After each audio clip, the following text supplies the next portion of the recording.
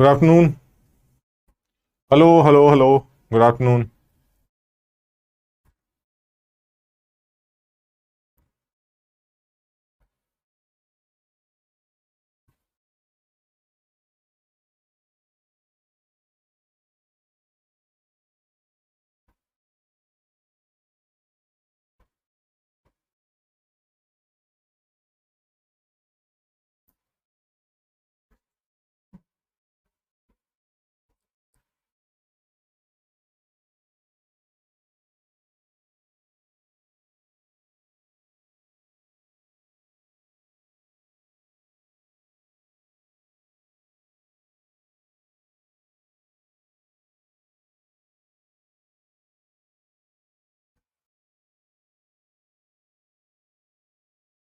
Good afternoon.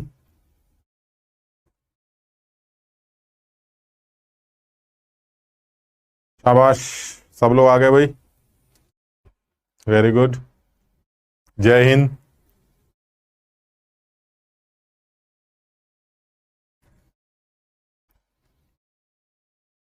Good afternoon. Good afternoon. आज हम लोग एटॉमिक स्ट्रक्चर करेंगे।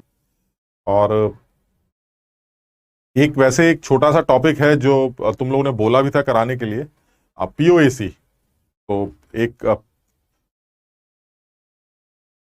पीओएसी के बारे में भी बात कर सकते हैं थोड़ी सी। और वालेकुम सलाम। नमस्कार।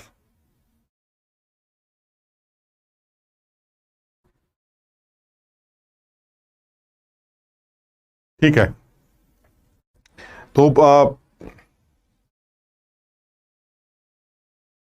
सबसे पहले थोड़ा सा ये एटॉमिक स्ट्रक्चर के बारे में डिस्कशन शुरू करते हैं, और फिर बीच में ही पीओएसी के बारे में भी थोड़ी सी बात कर लेंगे, है ना। तो एटॉमिक स्ट्रक्चर के बारे में हालांकि एक बड़ा आसान सा चैप्टर है ना। और हम लोग ने पहले भी एक बार मैंने अपने डेमो लेक्चर में ये दिखाया भी था तुम्हें कि एटॉमिक स्ट्रक्चर में कुछ चीजों को थोड़ा सा आसान किया जा सकता है। हालांकि मैंने कुछ चीजें तुमसे पढ़ने के लिए बोली हैं, और उम्मीद उम्मीद कर रहा हूं कि जैसा कहा गया है वैसा तुम जरूर करोगे। और तुम्हें उसको एक बार पढ़ना पड़ेगा। और वो 2 पेजेस हैं, 2-3 पेजेस, ज्यादा मुश्किल नहीं है कि कैथोड रे एक्सपेरिमेंट क्या है, वो इलेक्ट्रॉन की डिस्कवरी के लिए बनाया गया था। एनोड रे एक्सपेरिमेंट प्रोटॉन्स की डिस्कवरी के लिए बनाया गया था। तो प्रोटॉन्स, न्यूट्रॉन्स, इलेक्ट्रॉन्स की डिस्कवरी को लेकर इन्होंने जो एक दो छोटे छोटे टॉपिक बनाए हैं, उसको सिर्फ एक रीडिंग लगानी है। हमसे उससे बहुत ज्यादा लेना देना नहीं है, क्योंकि कोई सवाल बहुत ज्यादा उससे पूछा ही नहीं जाता। लेकिन हम जहां से ये स्टार्ट करना चाह रहे हैं, लेकिन ये कि करना है यार, उसको इस बात का ध्यान रखना, उसको करना जरूर। और पढ़ भी लिया, फरहाना ने पढ़ा भी है, शाबाश। पढ़ लिया, आशीष ने भी पढ़ लिया। बहुत बढ़िया। तो वो बहुत तुमने देखा। पीओएसी के बारे में मैं बीच में बात कर लूंगा। मैं थोड़ा सा ये चैप्टर स्टार्ट करना चाह रहा हूं, बहुत बेसिक सा है यार। शुरू में एक दो चीजें बकवास बकवास खत्म करेंगे, और मेन बात जो स्टार्ट होगी वो बोर मॉडल से स्टार्ट होगी, है ना। तो शुरू में सबसे पहले मैं अपने हिसाब से इस बात को करना चाह रहा हूं। और मैं सबसे पहले जो अपने हिसाब से इस चैप्टर के अंदर जो सबसे ज्यादा चीज यूज होगी उसके बारे में बात कर रहा हूं, and that is properties of charge. मैं सबसे पहले चार्ज की कुछ एक दो प्रॉपर्टीज, दो चार प्रॉपर्टीज हैं, उनके बारे में थोड़ा सा बात करना चाह रहा हूं, ठीक। तो बहुत सिंपल है, बहुत ज्यादा आसान है, इसमें कुछ नहीं करना है। लेकिन क्योंकि यूज होगा आगे, कई जगह यूज होगा, जब हमसे डी ब्रॉगली वेवलेंथ कैलकुलेट करने की बात करेगा, या इलेक्ट्रॉन्स की एनर्जीज को रिलेटेड, या स्टॉपिंग पोटेंशियल को लेकर बात करेगा, तो ये थोड़ी सी चार्ज की, इवन बोर मॉडल में भी आपको ये प्रॉपर्टीज हमें पता होनी चाहिए, तभी हम उस तरह की चीजें कर पाएंगे। हालांकि फिजिक्स में भी ये चीज थोड़ी सी हमने पढ़ी होती। ठीक है। अब इसको जरा सा देखते हैं। इसमें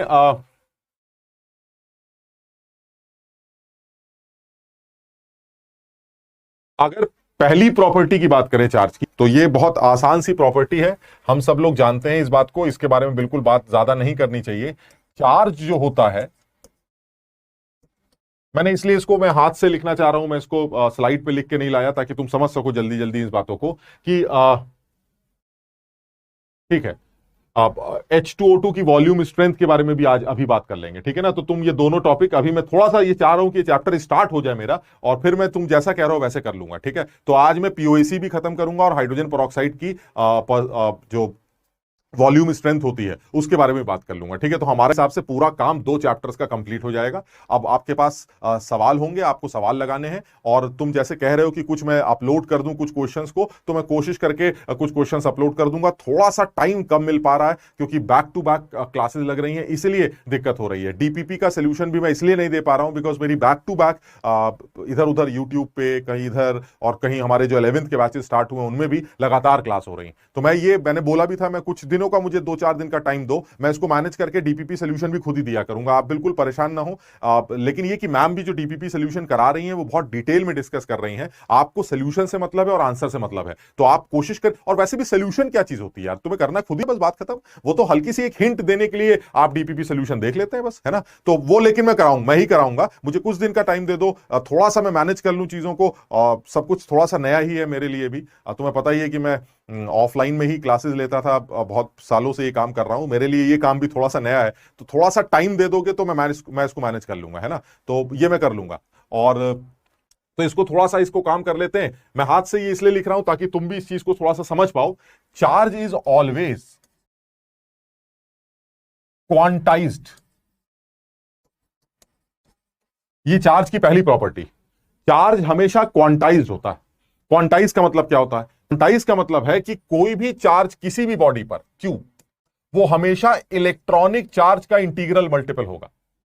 वैसे तो इससे जो समझ में आ रहा है वो यही आ रहा है कि हम जो चार्ज को डिफाइन कर रहे हैं, जैसे किसी भी बॉडी पर कोई चार्ज, वो हमेशा इलेक्ट्रॉनिक चार्ज का इंटीग्रल मल्टीपल होगा। मतलब ऐसा हो सकता है कि उस बॉडी पे 4 इलेक्ट्रॉन का चार्ज हो, 10 इलेक्ट्रॉन का चार्ज हो, 5 इलेक्ट्रॉन का चार्ज हो। ये नहीं हो सकता कि उसके ऊपर 4.5 इलेक्ट्रॉन का चार्ज। हाँ, ये हो सकता है कि उसके पास 4.5 मोल इलेक्ट्रॉन का चार्ज। बात हो चुकी है हमारी, मोल में पॉइंट लग सकता है क्योंकि मोल 10 की पावर 23 होता है, उसमें तो इंटीजर ही आना है। 10 की पावर 23 मतलब इतने सारे जीरो से किसी चीज को मल्टीप्लाई करोगे तो इंटीजर ही आएगा। लेकिन अगर मैं जनरल बात करूं कि 5 इलेक्ट्रॉन, 6 इलेक्ट्रॉन, 7 इलेक्ट्रॉन, 8 इलेक्ट्रॉन, तो किसी भी बॉडी पे जो भी चार्ज होगा वो हमेशा इलेक्ट्रॉनिक चार्ज का इंटीग्रल मल्टीपल होगा। ये स्टेटमेंट बिल्कुल गलत है कि मेरे ऊपर 4.5 इलेक्ट्रॉन का चार्ज। इससे यह पता चलता है कि चार्ज जो सबसे स्मॉलेस्ट चार्ज है वो एक इलेक्ट्रॉनिक चार्ज माना जाएगा। हालांकि आजकल रिसर्च चल रही है, क्वार्क करके बोलते हैं कि सबसे स्मॉलेस्ट चार्ज है, बट हमारे मतलब का नहीं यार। हमारे मतलब की बात इतनी है कि जो सबसे छोटा चार्ज है वो हमारा इलेक्ट्रॉनिक चार्ज है, और किसी भी बॉडी पर जो भी चार्ज होगा वो इलेक्ट्रॉनिक चार्ज का इंटीग्रल मल्टीपल होगा। That is, charge is always quantize, means it is always an integral multiple of electronic charge. It is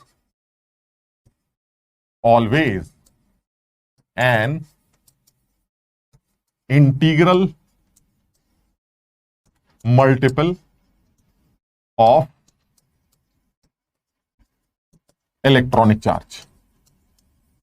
बहुत बेसिक सी डेफिनेशन है, बिल्कुल दिमाग नहीं लगाना, बिल्कुल आसान हो गया एकदम। ठीक, इसमें कुछ नहीं करना मैं। ठीक, ये पहली प्रॉपर्टी है, लेकिन अब क्योंकि पहली है तो लिखनी तो है। स्लाइड कौन सी है? स्लाइड वही है जो लेते थे, अब इसमें कोई नई स्लाइड नहीं है। ठीक है, आप लेक्चर 11th के नोट्स अपलोड नहीं हुए हैं? अच्छा, मैं कल चेक कर रहा था, मैंने सारे चेक किए थे, सारे सही आ रहे थे। एक बार दोबारा चेक करो, फिर भी नहीं होगा मैं एक बार और देख लूंगा आज।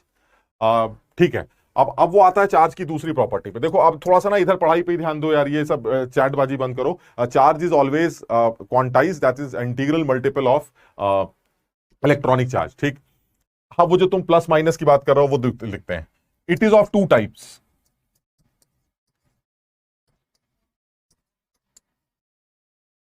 ये 2 तरह का है, एक पॉजिटिव चार्ज और एक नेगेटिव चार्ज। पॉजिटिव चार्ज की वैल्यू 1.6 इंटू 10⁻⁻19 कूलम, और नेगेटिव चार्ज की वैल्यू भी 1.6 इंटू 10⁻⁻19 कूलम होती। दोनों सेम, मतलब इसमें वो वाला फंडा नहीं लगता नंबर लाइन वाला कि प्लस है तो बड़ा होगा, माइनस है तो छोटा होगा ना। चार्ज जो है वो दो है, एक पॉजिटिव चार्ज है, एक negative charge. Positive charge electron के जाने से आता है और नेगेटिव चार्ज इलेक्ट्रॉन के आने से आता है, बस इतना फर्क। यानी दोनों में इलेक्ट्रॉनिक चार्ज जो है वो फिक्स है। या तो आपके इलेक्ट्रॉन निकलेगा तो आपके ऊपर प्लस में चार्ज आ जाएगा, आपके ऊपर इलेक्ट्रॉन आएगा तो आपके ऊपर माइनस में चार्ज आ जाएगा। चार्ज 2 ही तरह के हैं, पॉजिटिव चार्ज या नेगेटिव चार्ज। अगर मैं इलेक्ट्रॉनिक चार्ज की बात करूं तो अगर पॉजिटिव चार्ज है तो 1.6 इंटू 10⁻⁻19 कूलम इलेक्ट्रॉन के जाने से आएगा, और 1.6 इंटू 10⁻⁻19 कूलम इलेक्ट्रॉन के आने से आता है तो उसके ऊपर नेगेटिव चार्ज। यानी चार्ज बेसिकली 2 बातें हो गई चार्ज को लेके। पहला, ये हमेशा क्वांटाइज्ड है। दूसरा, ये 2 तरह का है, या तो पॉजिटिव या नेगेटिव। पॉजिटिव इलेक्ट्रॉन के जाने से और नेगेटिव इलेक्ट्रॉन के आने से आता है। यहां तक ठीक है? अच्छा, दूसरी बात क्या कह रहा है? दूसरी बात वो ये कह रहा है कि भाई चार्ज को की तीसरी प्रॉपर्टी जो हम बोर मॉडल में बहुत ज्यादा यूज करते हैं वो ये है कि अगर दो चार्ज बॉडीज, एक चार्ज बॉडी ये है और एक चार्ज बॉडी ये, एक का चार्ज Q1 है, एक का चार्ज Q2 है, अगर इन दोनों चार्ज बॉडीज को r डिस्टेंस पे रख दिया जाए तो इन दोनों चार्ज बॉडीज के ऊपर लगने वाला फोर्स ऑफ अट्रैक्शन और repulsion that depends on the nature of the charge. ठीक है ना, अगर ये ऑपोजिट चार्जेस है तो अट्रैक्ट करेंगे, सेम चार्जेस हैं तो रिपेल करेंगे। तो चाहे वो अट्रैक्शन हो चाहे रिपल्शन हो, उस फोर्स को आप इस फॉर्मूले से कैलकुलेट करेंगे जो हमारे केमिस्ट्री में K Q1 Q2 by R square से निकाला जाएगा, where K is a constant. तुमने फिजिक्स में पढ़ा होगा इट इज 1/4πε0। लेकिन हम अभी वो फिजिक्स की बकवास नहीं कर रहे, हमें बिल्कुल सीधी सी बात करनी है कि जो चार्ज बॉडीज होती, जब दो चार्ज बॉडीज एक दूसरे से r डिस्टेंस पे रखी हो तो इन दो चार्ज बॉडीज के बीच में लगने वाला अट्रैक्टिव या रिपल्सिव फोर्स के Q1 Q2 by R square से निकाला जाता है। जितना ज्यादा चार्जेस होंगे अट्रैक्शन या रिपल्शन उतना ज्यादा होगा, जितनी इनकी बीच की दूरी होगी रिपल्शन और अट्रैक्शन उतने ही कम हो जाएंगे। यानी डिस्टेंस के साथ इनवर्स रिलेशन रखता है और चार्जेस के मल्टीप्लीकेशन के साथ डायरेक्ट रिलेशन रखता है। यानी ये कहना ये चाह रहे हैं कि कोई भी जो अट्रैक्टिव या रिपल्सिव फोर्स जिस वजह से डेवलप होता है वो हमेशा उस वजह के मल्टीप्लिकेशन के डायरेक्टली प्रोपोर्शनल होता है। ये फिजिक्स का एक रूल। तुमने अगर ग्रेविटेशन के बारे में बात की होगी तो ग्रेविटेशनल फोर्स मासेस की वजह से आते हैं, इसलिए वो मासेस के मल्टीप्लिकेशन के डायरेक्टली प्रोपोर्शनल होते हैं। जो ये कूलम्बिक फोर्स होता है अट्रैक्टिव रिपल्सिव चार्जेस की वजह से, ये किस वजह से डेवलप होता है? ये चार्जेस की वजह से डेवलप होता है, इसलिए वो चार्जेस के मल्टीप्लिकेशन के डायरेक्टली प्रोपोर्शनल होता है। यानी वो ये कहना चाह रहा है कि फिजिक्स में बहुत दिक्कत है सर जी, कूलम्स लॉ ये सब फिजिक्स में पढ़ना भाई, मैं ये कूलम वूलम लॉ नहीं पढ़ा रहा भाई, मैं तो बहुत सीधी सीधी बात कर रहा हूं। दो चार्ज बॉडी एक दूसरे के बगल में रखी है, या तो अट्रैक्ट करेंगी या रिपेल करेंगी, अट्रैक्शन हो चाहे रिपल्शन हो, उसका magnitude K Q1 Q2 by R square से निकाला जाएगा। मैं कोई कूलम्बिक फुलम्बिक लॉ नहीं जानता, मुझे नहीं आता ये, समझ रहे हो बात को? तो वो ये कहना चाह रहा है कि ये मेरी तीसरी प्रॉपर्टी है, यानी दो चार्ज बॉडीज अगर अगल बगल आ गई तो आप उनके बीच में लगने वाले फोर्सेस को, अट्रैक्टिव रिपल्सिव फोर्सेस को भी कैलकुलेट कर सकते हैं। चौथी प्रॉपर्टी क्या है? अब ये थोड़ी सी अब हमारे मतलब की बात आई। चौथी प्रॉपर्टी के लिए कहते हैं, जो चौथी प्रॉपर्टी है वो ये है कि अगर दो charge bodies Q1 and Q2 एक दूसरे से R डिस्टेंस पे रखी तो इस सिस्टम की अपनी एक पोटेंशियल एनर्जी भी होती। तुम देखोगे जब मैं बोर मॉडल करूंगा तो तुम्हें इस प्रॉपर्टी को भी यूज करके दिखाऊंगा, क्योंकि मैं बोर मॉडल में तुम्हें इलेक्ट्रॉन की एनर्जी कैलकुलेट करवाऊंगा। अब इलेक्ट्रॉन के पास दो तरह की एनर्जी होती है, कौन कौन सी? एक तो भाग रहा है तो काइनेटिक एनर्जी होगी, और एक वो न्यूक्लियस के अट्रैक्शन में है तो एक पोटेंशियल एनर्जी भी होगी। वो दोनों एनर्जी जुड़कर ही उस इलेक्ट्रॉन की टोटल एनर्जी बनेगी। तो वो कैसे निकलेंगी? काइनेटिक एनर्जी तो हमने सुन रखी है सर, पोटेंशियल एनर्जी वो क्या है? वो यहां से आ रही। दो चार्ज बॉडीज, उस एटम में दो चार्ज बॉडीज कौन कौन सी हैं? एक न्यूक्लियस है पॉजिटिवली चार्ज और इलेक्ट्रॉन है निगेटिवली चार्ज। यानी दो चार्ज बॉडीज जब एक दूसरे से R डिस्टेंस पे रखी हो तो इस सिस्टम की अपनी एक पोटेंशियल एनर्जी होती है, और उस पोटेंशियल एनर्जी का जो मैग्नीट्यूड है वो कैलकुलेट किया जाता है K Q1 Q2 by R से। अच्छा, अब ये जो पोटेंशियल एनर्जी है इसके दो साइंस होते हैं, या तो ये नेगेटिव है या ये पॉजिटिव। तो एक चीज बिल्कुल याद कर लेते हैं बिना दिमाग लगाए, यहां पर इस बात को याद करते हैं और इसको नोट भी करते हैं कि अगर आप पोटेंशियल एनर्जी की बात कर रहे हैं due to force of attraction that depends on the charge, है ना। यानी अगर आप पोटेंशियल एनर्जी की बात कर रहे हैं जो कि फोर्स ऑफ अट्रैक्शन की वजह से डेवलप हो रही है, then it will be negative, and potential energy due to force of attraction repulsion, force of repulsion, then it is positive। बिल्कुल इस बात का ध्यान रखेंगे। थोड़ी सी हम फिजिक्स की बातें कर रहे हैं, लेकिन क्योंकि हमें ज्यादा याद नहीं है, आज से 25 साल पहले पढ़ी होगी, 22 साल पहले, तो हमें याद नहीं है, लेकिन फिर भी हल्की सी एक बात याद रखते हैं कि अगर दो चार्ज बॉडीज एक दूसरे के पास में रखी तो इनके बीच में फोर्स होगा या तो रिपल्सिव या अट्रैक्टिव। अगर पोटेंशियल एनर्जी इस सिस्टम की निकालनी है और ये फोर्स अट्रैक्टिव है तो वो पोटेंशियल एनर्जी पक्का नेगेटिव निकल के आएगी, और अगर ये फोर्स रिपल्सिव है तो ये पोटेंशियल एनर्जी पक्का पॉजिटिव निकल के आएगी। और इसीलिए कहा जाता है कि जब कोई इलेक्ट्रॉन न्यूक्लियस के चारों तरफ चक्कर काट रहा होता है, ये न्यूक्लियस हो गया और ये इलेक्ट्रॉन हो गया, तो इसलिए कहा जाता है कि जब कोई इलेक्ट्रॉन न्यूक्लियस के चारों तरफ चक्कर काटे तो इन दोनों की वजह से जो इलेक्ट्रॉन की पोटेंशियल एनर्जी होती है वो नेगेटिव निकल के आती है, वो हमेशा नेगेटिव निकल के आती है।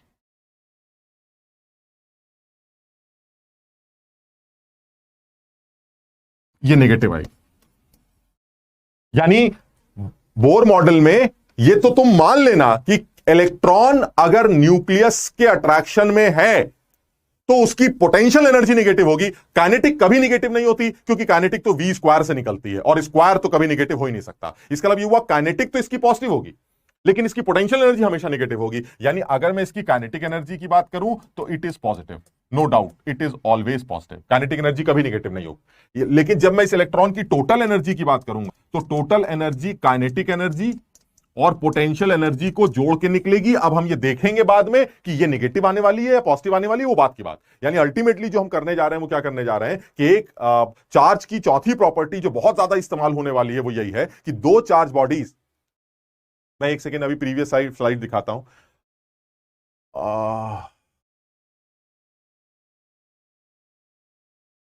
ठीक, एक सेकंड में प्रीवियस स्लाइड दे दूं, मैं ये वाला पॉइंट खत्म कर लेता हूं, फिर मैं प्रीवियस स्लाइड भी दिखा देता हूं। मैं ये कह रहा हूं, पहला पॉइंट था चार्ज इज ऑलवेज क्वांटाइज, खाम Q is equal to any.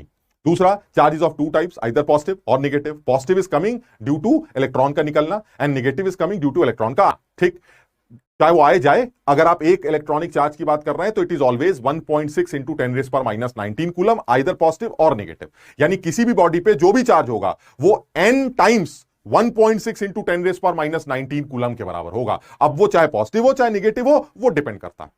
तीसरी जो प्रॉपर्टी थी वो क्या थी, जब दो चार्जेस एक दूसरे के अगल बगल रखे हो और उनके बीच में अट्रैक्टिव या रिपल्सिव फोर्स काम कर रहा हो तो उस फोर्स का मैग्नीट्यूड वो Q1 Q2 by R square से निकाला जाता है। और चौथी बहुत इंपॉर्टेंट प्रॉपर्टी है कि जब दो चार्जेस एक दूसरे से R डिस्टेंस पे रखे हो तो इस सिस्टम की अपनी एक पोटेंशियल एनर्जी भी होती है, और ये पोटेंशियल एनर्जी या तो नेगेटिव होती है या पॉजिटिव होती है। अगर ये अट्रैक्टिव फोर्स की वजह से डेवलप हो रही है तो वो पक्का नेगेटिव होगी, और अगर वो रिपल्सिव फोर्सेस की वजह से डेवलप हो रही है तो वो पक्का पॉजिटिव होगी। हमने एक एग्जांपल ले लिया, जब कोई इलेक्ट्रॉन एटम के चारों तरफ नाचता है तो उस एटम की जो पोटेंशियल एनर्जी होती है वो पक्का नेगेटिव होती है, बिकॉज यहां पर ये एटम का ये इलेक्ट्रॉन न्यूक्लियस के अट्रैक्शन के साथ है, और अट्रैक्शन से आने वाली पोटेंशियल एनर्जी वो नेगेटिव होगी। हाँ, अब क्योंकि वो नाच रहा है तो उसकी वेलोसिटी होगी, तो उसकी काइनेटिक एनर्जी तो पक्का पॉजिटिव होगी, बट पोटेंशियल एनर्जी नेगेटिव होगी, और उनको जोड़कर उस इलेक्ट्रॉन की टोटल एनर्जी निकाली जाएगी, और वो टोटल एनर्जी नेगेटिव आएगी पॉजिटिव आएगी, वो हम देख लेंगे। यहां तक क्लियर है? अब देखो, तुम जरा जैसे प्रीवियस स्लाइड देख लो एक बार, क्या लिखा है मैंने। इतनी खूबसूरत राइटिंग में तुम देख लो, अगर तुम्हें कुछ समझ में आ रहा है। मास ऑफ इलेक्ट्रॉन बेटा मैं तुम्हें बता दूंगा, भूत देखा है, भूत नहीं, मैं खड़ा हूं तुम्हारे सामने। सेकंड स्लाइड पे भी दिखाते हैं, एक सेकंड रुको।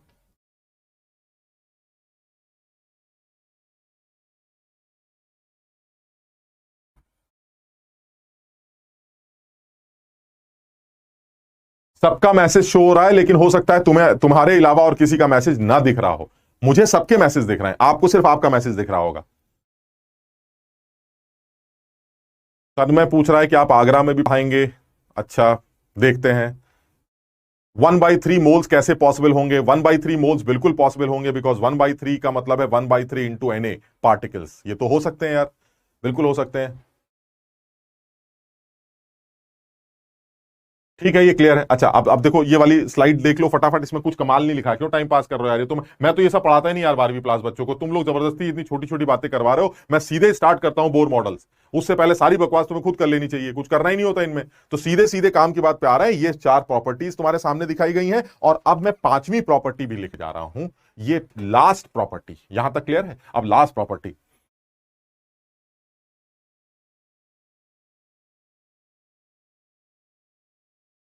हाँ बेटा, हम सबको आईआईटी में ही पढ़ने की चाहत है, हम सब इसी कोशिश में लगे हैं। थोड़ा सा जोर लगा दो बेटा, आप जितना भी हो सकता है वो करेंगे, और अच्छा भी करेंगे, क्योंकि अभी थोड़ा सा अपने आप को यूज टू कर रहे हैं, और अच्छा करने की कोशिश करेंगे। और सब लोगों की यही चाहत है, तुम सब यही करना चाह रहे हो, सब यही जानना चाह रहे हो, और सबकी यही चाहत है कि वो आईआईटी में पढ़े, तो उसके लिए यार कोशिश करते हैं। ठीक है, अच्छा, और आगे बात कर लेते हैं। अब मैं आता हूं 5वीं प्रॉपर्टी। चार्ज की 5वीं प्रॉपर्टी क्या है? 5th प्रॉपर्टी ये कहती है कि अगर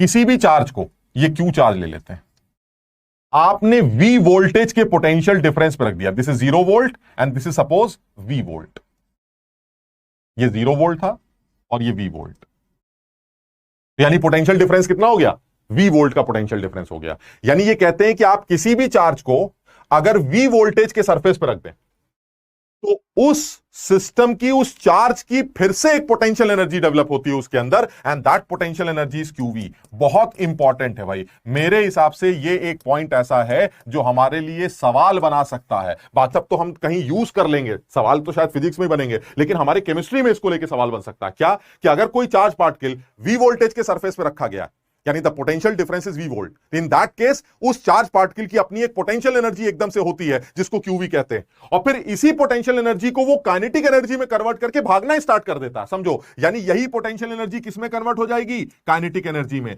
इससे आप ये तक कैलकुलेट कर सकते हैं कि उस चार्ज पार्टिकल की वेलोसिटी कितनी है। आप चेक करिए जरा, 2qv/m निकल के आती है, और इस पर भी सवाल पहले बनाया जा चुका है। इसको समझना यार, बड़ी सीधी सीधी बात कर रहे हैं, देखो इसमें ज्यादा दिमाग मत लगाना, बहुत सीधी काम की बात कर रही है। वो क्या है कि अगर आप किसी भी चार्ज पार्टिकल को, सपोज उसका चार्ज Q, अगर आप उसको V वोल्टेज के सरफेस पर रख देते हैं, यानी the potential difference is V, in that case उस चार्ज पार्टिकल के अंदर अचानक एक पोटेंशियल एनर्जी आती है जिसको QV कहते हैं, और फौरन उस पोटेंशियल एनर्जी को वो किसमें कन्वर्ट करता है, काइनेटिक एनर्जी में। तो वही पोटेंशियल एनर्जी किसमें कन्वर्ट हो जाती है, काइनेटिक एनर्जी में, और वो भागना स्टार्ट कर देता है। अब वो भागता किस तरफ है, that depends on the nature of the charge. अगर ये चार्ज पॉजिटिव चार्ज, तो ये हाई से लो पोटेंशियल की तरफ भागेगा, और अगर ये नेगेटिव चार्ज है तो ये लो से हाई पोटेंशियल की तरफ भागेगा, समझो इस बात को। यानी if it is positive charge, अगर ये पॉजिटिव चार्ज है तो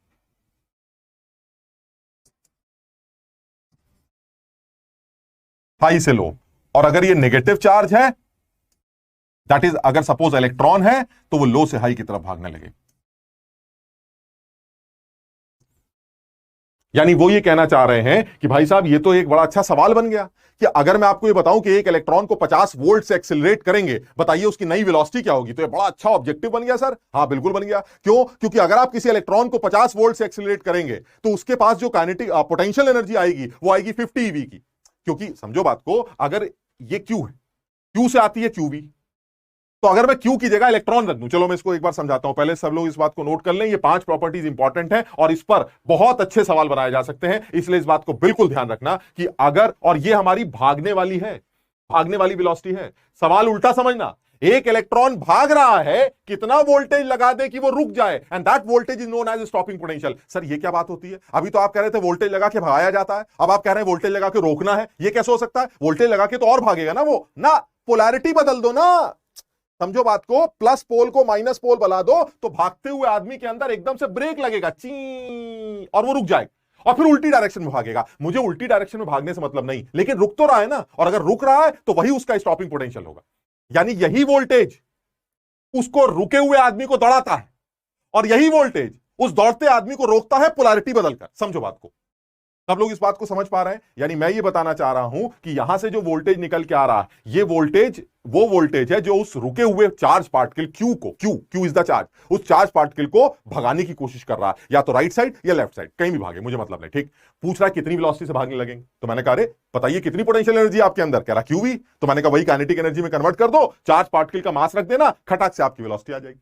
अब उसने उल्टा सवाल बनाया कि एक चार्ज पार्टिकल वेलोसिटी से भाग रहा है, उसको रोकना है, आप कितना वोल्टेज लगाएंगे? अब कितना उल्टा है, रुके हुए को भगाता भी यही वोल्टेज है और भागते हुए को रोकता भी यही वोल्टेज है। चक्कर क्या है? चक्कर यह है कि आप पोलैरिटी को चेंज करके उस भागते हुए आदमी को रोक सकते हैं, रिटार्ड कर सकते हैं, और रुकने के बाद वो उल्टी डायरेक्शन में भाग सकता है। लेकिन मुझे उल्टी डायरेक्शन में भागने से मतलब नहीं है, क्योंकि वो रुक रहा है किसी एक पॉइंट पर, तो इसलिए वही वोल्टेज स्टॉपिंग पोटेंशियल के नाम से भी जाना जा सकता है। यानी मेरे कहने का मतलब यह हुआ कि अगर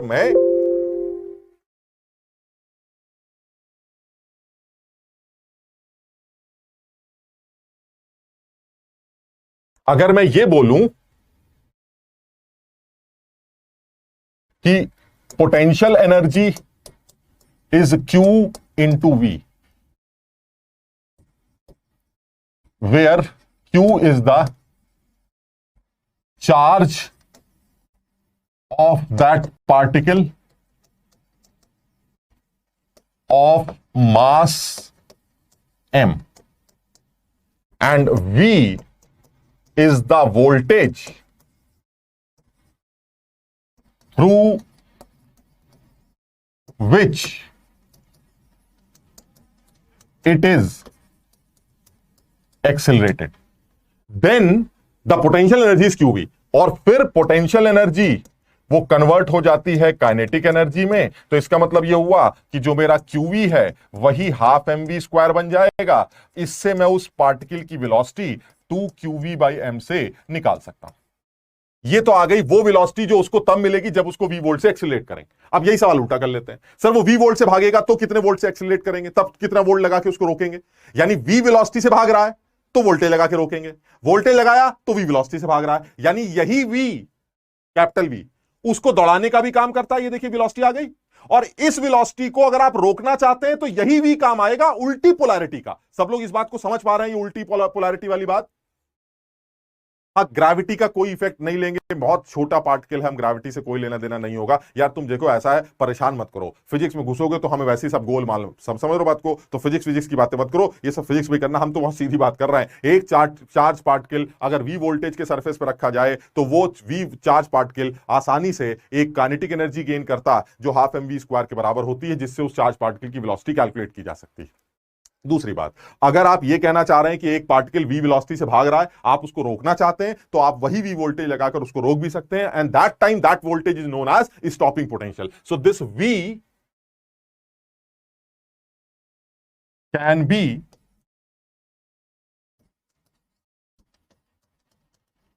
स्टॉपिंग पोटेंशियल ऑल्सो।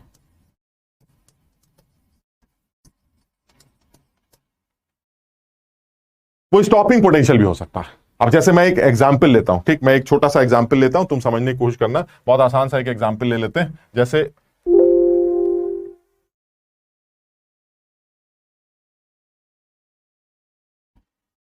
जैसे मान लो वो मुझसे कहे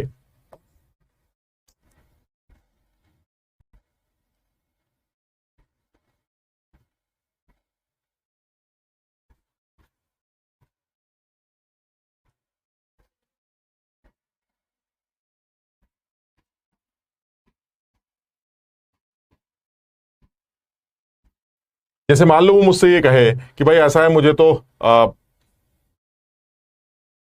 ये दे रखा है, N electron is accelerated through a potential difference of 10 volt, find out its velocity। बड़ा अच्छा एक छोटा जेई मेंस का सवाल बन गया। अब सोचो ये सब भाई एक बार सुन के जाओगे तो समझ में आएगा। अब अगर आप एक बार सुन के ही नहीं गए तो ये सब समझ में क्या आएगा कि यार एक इलेक्ट्रॉन को 10 वोल्ट दे दिया, क्या करे पता नहीं, समझ में आ रहा है क्या करना है इसमें। अब वो कह रहा नहीं, अब आप इसको जवाब बताइए, तो मैं फौरन एकदम चार्ज की प्रॉपर्टी पे जाऊंगा कि आपने करा क्या है। आपने करा ये कि आपने एक तो सबसे पहले ये एक पोटेंशियल डिफरेंस क्रिएट किया 10 वोल्ट का, यानी ये 0 वोल्ट ले लेते हैं और ये 10 वोल्ट ले लेते हैं, और यहां पर आपने रख दिया एक इलेक्ट्रॉन। तो क्लियर हो गया, इलेक्ट्रॉन इस तरफ भाग रहा है। अच्छा अब क्या होगा, वो कह रहा है कितनी वेलोसिटी से भाग रहा है, सब लोग समझ पा रहे हैं? ठीक, तो अब वो कहना ये चाह रहा है कि भाई ये जो इलेक्ट्रॉन है वो राइट साइड में भाग रहा है, बताइए किस वेलोसिटी से भागेगा। तो मैं करूंगा क्या, सबसे पहले मैं इस इलेक्ट्रॉन से पूछूंगा कि तेरे पास एनर्जी कितनी। तो सबसे पहले क्या बोलेगा कि जब आपने मुझे 10 वोल्ट पे रखा तो मेरे अंदर पोटेंशियल एनर्जी आ गई 10 EV की। समझ लो, charge is E and the voltage is 10 volt. तो अल्टीमेटली एनर्जी कितनी आ गई, काइनेटिक एनर्जी हो गई मेरी, kinetic energy of an electron will be 10 EV। ये मेरी काइनेटिक एनर्जी, और यही काइनेटिक एनर्जी की वजह से मैं भागना स्टार्ट कर दूंगा। तो आप इसको हाफ mv² से इक्वेट कर दीजिए। मैं बताऊं यहां तक भी बच्चे कर लेते हैं और आंसर निकाल लेते हैं, लेकिन फिर वही है, जल्दबाजी में एक कमी रह जाती है कि सर ये क्या चक्कर है, मास को आप इलेक्ट्रॉन का रखेंगे, वेलोसिटी आपको मीटर पर सेकंड में चाहिए होगी, तो इसका मतलब है मुझे एसआई यूनिट्स में खेलना पड़ेगा ना। ये जो ईवी है इसको एसआई यूनिट में भी तो समझाइए। अब इसको बिल्कुल याद करने जा रहे हैं इस बात को। 1 EV, कोई बता सकता है 1 EV है क्या? व्हाट इज 1 EV, किसे कहते हैं 1 EV? 1 EV वो एनर्जी है जो उस इलेक्ट्रॉन ने गेन की है जब उसको 1 वोल्ट से एक्सीलरेट किया गया। क्लियर, सब लोग को ये क्लियर है? यानी अगर 1 ईवी की बात करें तो 1 EV is the energy gained by an electron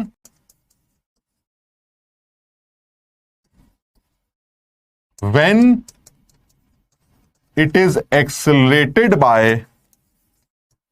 1 volt। यानी अगर आप ये कह रहे हैं कि आपके पास 10 ईवी की एनर्जी है, तो वो 10 ईवी की एनर्जी जूल्स में कैसे निकलती है उसको याद रख लेते हैं। ये जो 1 ईवी होता है ये 1.6 इंटू 10⁻⁻19 जूल होता है। अब आप जब इसको इक्वेट करेंगे तो आपको इसको जूल में कन्वर्ट करना पड़ेगा, तब आपकी वेलोसिटी मीटर पर सेकंड में निकल के आएगी, और मास को एसआई यूनिट में किलोग्राम में रखना पड़ेगा। भाई ये समझो बात को, कहना तो आसान है कि सर ठीक है वन इक्वेट कर देंगे आंसर आ जाएगा, लेकिन आंसर तक पहुंचने के लिए आपको जो जो चीजें ध्यान रखनी है वो मैं तुम्हें आपको बता रहा हूं कि आप सबसे पहले इस बात का ध्यान रखिएगा कि जो काइनेटिक एनर्जी आपने 10 ईवी बोली, ये 10 ईवी आप सबसे पहले इक्वेट करेंगे हाफ एमवी स्क्वायर से, लेकिन इधर ईवी में यूनिट चल रही है एनर्जी की और उधर मामला वेलोसिटी को मीटर पर सेकंड में निकालना है, तो आपको दोनों सिस्टम एसआई यूनिट में कन्वर्ट करने पड़ेंगे। तो आप सबसे पहले क्या करेंगे कि 10 ईवी को एसआई यूनिट में कन्वर्ट कर देंगे। यानी अब मैं आंसर निकालता हूं, 10 ईवी का मतलब है 10 into 1.6 into 10⁻⁻19 joules, which is equal to half into mass of electron 9.1 into 10⁻31 kg। अभी किसी बच्चे ने इलेक्ट्रॉन का मास पूछा था तो वो उसको याद कर ले, मास ऑफ इलेक्ट्रॉन वो 9.1 इंटू 10⁻31 kg होता है, और एसआई यूनिट में मास केजी में ही रखा जाता है। So half m v square.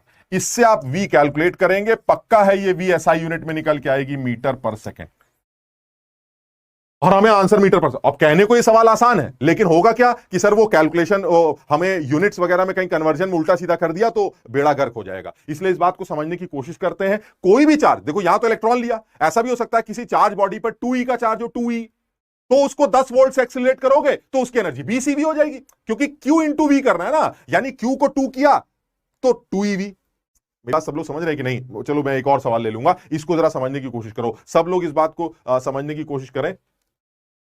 जो भी इसका आंसर निकल के आएगा, अंकित एग्जैक्टली आंसर मुझे नहीं पता, लेकिन इसको समझने की कोशिश करो। ये बहुत इंपॉर्टेंट पॉइंट है, जो कि एकदम से ऐसा लग रहा है जैसे केमिस्ट्री से हट के डिस्कशन हो रहा है, लेकिन क्योंकि मैंने देखा है बार बार ईवी ईवी ईवी चलता रहता है, तो मैं बताना चाह रहा हूं कि ईवी एक्चुअली एनर्जी की यूनिट होती है, और 1 ईवी का मतलब है कि किसी इलेक्ट्रॉन को 1 वोल्ट से एक्सीलरेट करके जो उसको एनर्जी दी जाती है, अगर उसको जूल में लिखा जाए तो वो 1.6 इंटू 10⁻⁻19 जूल्स के बराबर निकल के आती। यानी अगर आपने किसी इलेक्ट्रॉन को 10 वोल्ट से एक्सीलरेट किया तो इसका मतलब है उसकी एनर्जी 10 ईवी। अगर किसी इलेक्ट्रॉन के पास 50 वोल्ट से एक्सीलरेट किया तो उसकी एनर्जी 50 ईवी। मेरी बात समझ रहे हैं? यानी अल्टीमेटली आपके पास किसी भी इलेक्ट्रॉन की अगर एनर्जी ईवी में दे दी जाए तो आप यह तक बता सकते हैं कि उसको कितने वोल्ट से एक्सीलरेट किया गया। और ये बहुत इंपॉर्टेंट है, मैं डी ब्रॉगली में इसका इस्तेमाल करूंगा, इसको समझने की कोशिश करना। यानी इफ एन इलेक्ट्रॉन इज गुलशन कह रहा है ये हम समझ नहीं पा रहे हैं। क्यों नहीं समझ पा रहे हो गुलशन? देखो बड़ा आसान है एकदम, कुछ खास बात नहीं कर रहे हैं, बहुत सीधी सी बात कर रहा हूं मैं कि एक इलेक्ट्रॉन को आपने 10 वोल्ट का पोटेंशियल दिया तो उसकी एनर्जी 10 ईवी हो गई, क्योंकि तुमने याद किया है potential energy is Q into V. V is the voltage, ठीक? Q का मतलब चार्ज, चार्ज कितना है? E के बराबर, और वोल्टेज कितना है सर? 10 वोल्ट का डिफरेंस है, तो Q इंटू वी का मतलब E into 10V, E into 10V is 10 EV, यानी आपके पास एनर्जी हो गई 10 ईवी। अब आपको वेलोसिटी निकालनी है तो यही काइनेटिक एनर्जी में कन्वर्ट हो जाएगी। लेकिन इस बात का तो ध्यान रखोगे ना कि ये तो ईवी में यूनिट दे रखी है और यहां वेलोसिटी मीटर पर सेकंड में निकालनी है, तो आप इस ईवी को एसआई यूनिट में कन्वर्ट करेंगे। एनर्जी की एसआई यूनिट जूल होती है, तो आप इसको जूल में कन्वर्ट करेंगे। जूल के लिए मैंने क्या रिलेशन बताया कि 1 ईवी को इतना जूल कहते हैं, तो 10 ईवी से जूल आ जाएंगे, 10 ईवी से इतने जूल आ गए 10 टाइम्स, और उसको हाफ एमवी स्क्वायर से इक्वेट कर दिया। मास को एसआई यूनिट में रखा ये, और वेलोसिटी जो भी निकल के आएगी वो मीटर पर सेकंड में कैलकुलेट कर लीजिएगा। बहुत सारे बच्चे आंसर बता रहे हैं, समझ में आए सबके? शाबाश। सूरज सुजल, चैट तुम्हें सिर्फ तुम्हारी दिखाई देगी। अब पूरी केमिस्ट्री मैं ही करा रहा हूं, कुछ इनऑर्गेनिक के चैप्टर्स के लिए ओम सर आएंगे और वो मुझसे कहीं ज्यादा अच्छा तुम्हें इनऑर्गेनिक करा देंगे, क्योंकि वो तो एक्सपर्ट है इस मामले में। मैं तो थोड़ा बहुत ही जानता हूंगा, लेकिन वो तो बिल्कुल एक्सपर्ट है। तुम इसलिए बिल्कुल मस्त होके इनऑर्गेनिक के 2 चैप्टर निपटाना, बड़े मजे से। शाबाश, ठीक। अब देखो, अब मैं इसको ना अब खेलता हूं इसके साथ थोड़ा सा, क्योंकि मुझे ना हर बार ऐसा लगता है कि जेई वाला क्योंकि वो समझदारी से पेपर बनाता है, तो वो कुछ सवाल को आसान ही पूछेगा लेकिन घुमाने की कोशिश करेगा। ऐसे समझना जरा, जैसे मैं एक आध सवाल बनाने की कोशिश करता हूं, तुम समझना जरा इसको।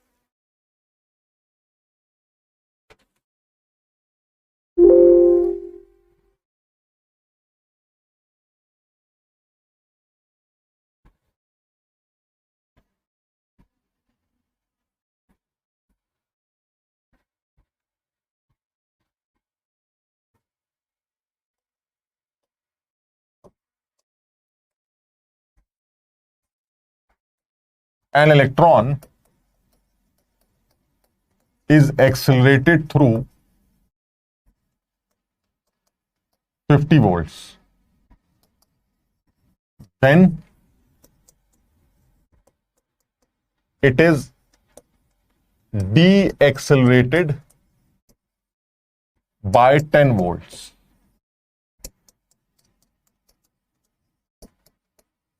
Find its velocity and its stopping potential. ये सवाल, ये कितना आसान सवाल बनाया। अब वो थोड़ा सा भाई खेल रहा है कि बच्चे को कुछ आइडिया है कि नहीं। अरे भी बड़ा आसान है सर, जब आपने उसको 50 वोल्ट से एक्सेलरेट किया, उसके बाद आपने उसको 10 वोल्ट से डी एक्सेलरेट कर दिया, तो एक तरह से आपने उसको 40 वोल्ट से ही तो एक्सेलरेट किया ना। बात समझ लो, 50 वोल्ट से एक्सेलरेट किया तो एकदम से उसकी एनर्जी आ गई 50 ईवी, और जब आपने 10 वोल्ट से डी एक्सेलरेट किया तो उसमें से 10 ईवी एनर्जी कम हो गई। तो अल्टीमेटली एक इलेक्ट्रॉन एक तरह से देखा जाए तो उसकी काइनेटिक एनर्जी या टोटल एनर्जी कितनी है? 40 ईवी। खत्म हो गई बात। यानी एक इलेक्ट्रॉन मेरा 40 ईवी से भाग रहा है, यानी net energy of an electron is equal to, पहले 50 ईवी थी क्योंकि आपने उसको 50 वोल्ट से एक्सेलरेट किया था, फिर आपने 10 वोल्ट से उसको रिटार्ड किया, तो उस रिटार्डेशन की वजह से उसकी 10 ईवी एनर्जी कम हो गई और आपके पास कुल मिला के 40 ईवी आ गई। यानी अल्टीमेटली वो इलेक्ट्रॉन कितनी वेलोसिटी से भाग रहा है, कितने एनर्जी से भाग रहा है? 40 ईवी। निकालना क्या है? उसकी वेलोसिटी। अरे तो अब अभी तो किया था, 40 ईवी को जूल में कन्वर्ट कर देना, क्योंकि वेलोसिटी तो मीटर पर सेकंड में दी जाएगी, is equal to half mass of electron 9.1 into 10⁻31 into velocity का स्क्वायर कर देना। बस यहां से वेलोसिटी निकल आई, एक आंसर खत्म हो गया। फिर वो कह रहा है जरा स्टॉपिंग पोटेंशियल बताइए। अरे भाई अब इसको ऐसे सोचो कि एक इलेक्ट्रॉन, जल्दी से बताओ स्टॉपिंग पोटेंशियल कितना, स्टॉपिंग पोटेंशियल कितना आएगा भाई? एक इलेक्ट्रॉन 40 ईवी की एनर्जी से भाग रहा है, उसको रोकना है, कितना वोल्टेज लगाए? सर 40 वोल्ट ही लगा दीजिए, लेकिन उल्टी पोलैरिटी का लगा दीजिए, वही 40 ची करके जीरो हो जाएगा, फिर वो उल्टी डायरेक्शन में भागना स्टार्ट कर देगा। लेकिन क्योंकि वो रुक रहा है 40 वोल्ट लगाने से, तो यही 40 उसका स्टॉपिंग पोटेंशियल भी होगा। Is this clear?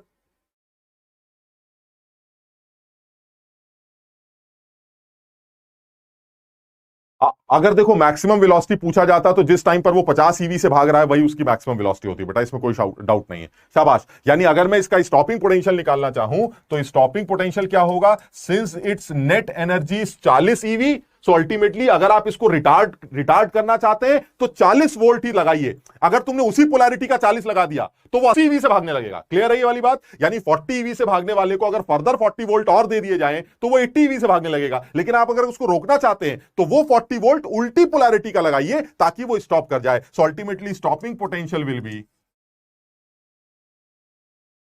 40 volt also, reverse polarity. क्योंकि जहां आपने पोलैरिटी बदली तो उस केस में वो भागता हुआ आदमी एकदम से पीछे भागना स्टार्ट कर देगा। अगर आपने पोलैरिटी चेंज की तो कहीं ना कहीं तो रुकेगा, और जैसे ही वो रुकेगा वहीं आपका खेल खत्म हो जाएगा, आपका स्टॉपिंग पोटेंशियल तैयार हो जाएगा। अब ये तो इलेक्ट्रॉन की बातें हैं। अब जिन बच्चों को ये क्यूवी वाली कॉन्सेप्ट नहीं पता ना, तो ऐसे चार्ज बॉडीज जिन पर इलेक्ट्रॉन चार्ज की जगह 5 इलेक्ट्रॉन का चार्ज होता है, 3 इलेक्ट्रॉन का चार्ज होता है, वो सब सवाल नहीं कर पाते। देखो मैं वो भी अभी एक तुमको पूछ के देखता हूं। ये क्लियर है सबको? Is this clear to all? नहीं, नेगेटिव साइन मत लगाओ। आप 40 वोल्ट ही लिखेंगे, आप इसको 40 वोल्ट लिखें, वो ऑप्शन में 40 ही वोल्ट देगा, आप 40 टिक कर दीजिएगा। अगर वो रिवर्स पोलैरिटी की बात कहता है तो आप रिवर्स पोलैरिटी टिक कर दीजिएगा।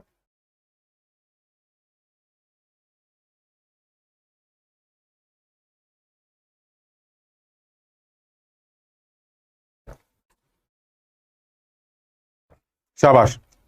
अच्छा, अब इसी में देखो, इसको ऐसे भी समझ सकते हैं।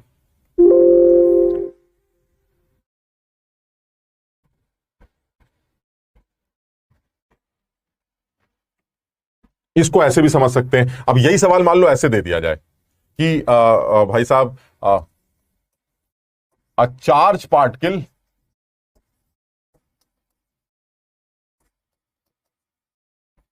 Of charge plus 4e is moving with energy 100 eV. Find its stopping potential. अब फिर वही यार, जिन बच्चों को क्लियर नहीं है वो सब नहीं कर पाते भाई, लेकिन जिनको कॉन्सेप्ट क्लियर है वो समझ जाते हैं बात को। 4 EV is the charge, now this Q value is 4 EV, 4 E Q value, और उसकी टोटल एनर्जी 100 ईवी है, तो इसका मतलब उसको 25 वोल्ट से एक्सीलरेट किया है। क्लियर है ये वाली बात? सबको ये बात क्लियर हो गई कि आपने उसको 25 वोल्ट से एक्सीलरेट किया है, क्योंकि अगर आप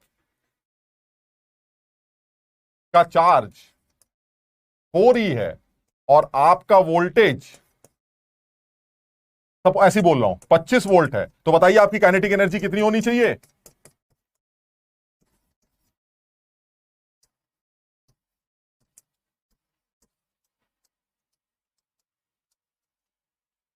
क्लियर है ये वाली बात? यानी अगर आपकी काइनेटिक एनर्जी 100 ईवी है तो इसका मतलब है कि आपको 25 वोल्ट से एक्सीलरेट किया गया था, because you have already charge of 4 electron. क्योंकि हमें पता है kinetic energy Q into V के बराबर होती है, और Q की वैल्यू 4 ई है, और वोल्टेज हमें निकालना है, वो टोटल एनर्जी 100 दे रखी है, तो इसका मतलब वोल्टेज की वैल्यू 25 वोल्ट होगी। यानी एक आदमी को 25 वोल्ट से एक्सीलरेट किया गया, समझ रहे हो बात को? इस आदमी को 25 वोल्ट से एक्सीलरेट किया गया। अब अगर आपको स्टॉपिंग पोटेंशियल निकालना है तो यही 25 वोल्ट इसका स्टॉपिंग पोटेंशियल होगा। शाबाश, बहुत सारे बच्चे सही आंसर दे रहे हैं। The stopping potential will be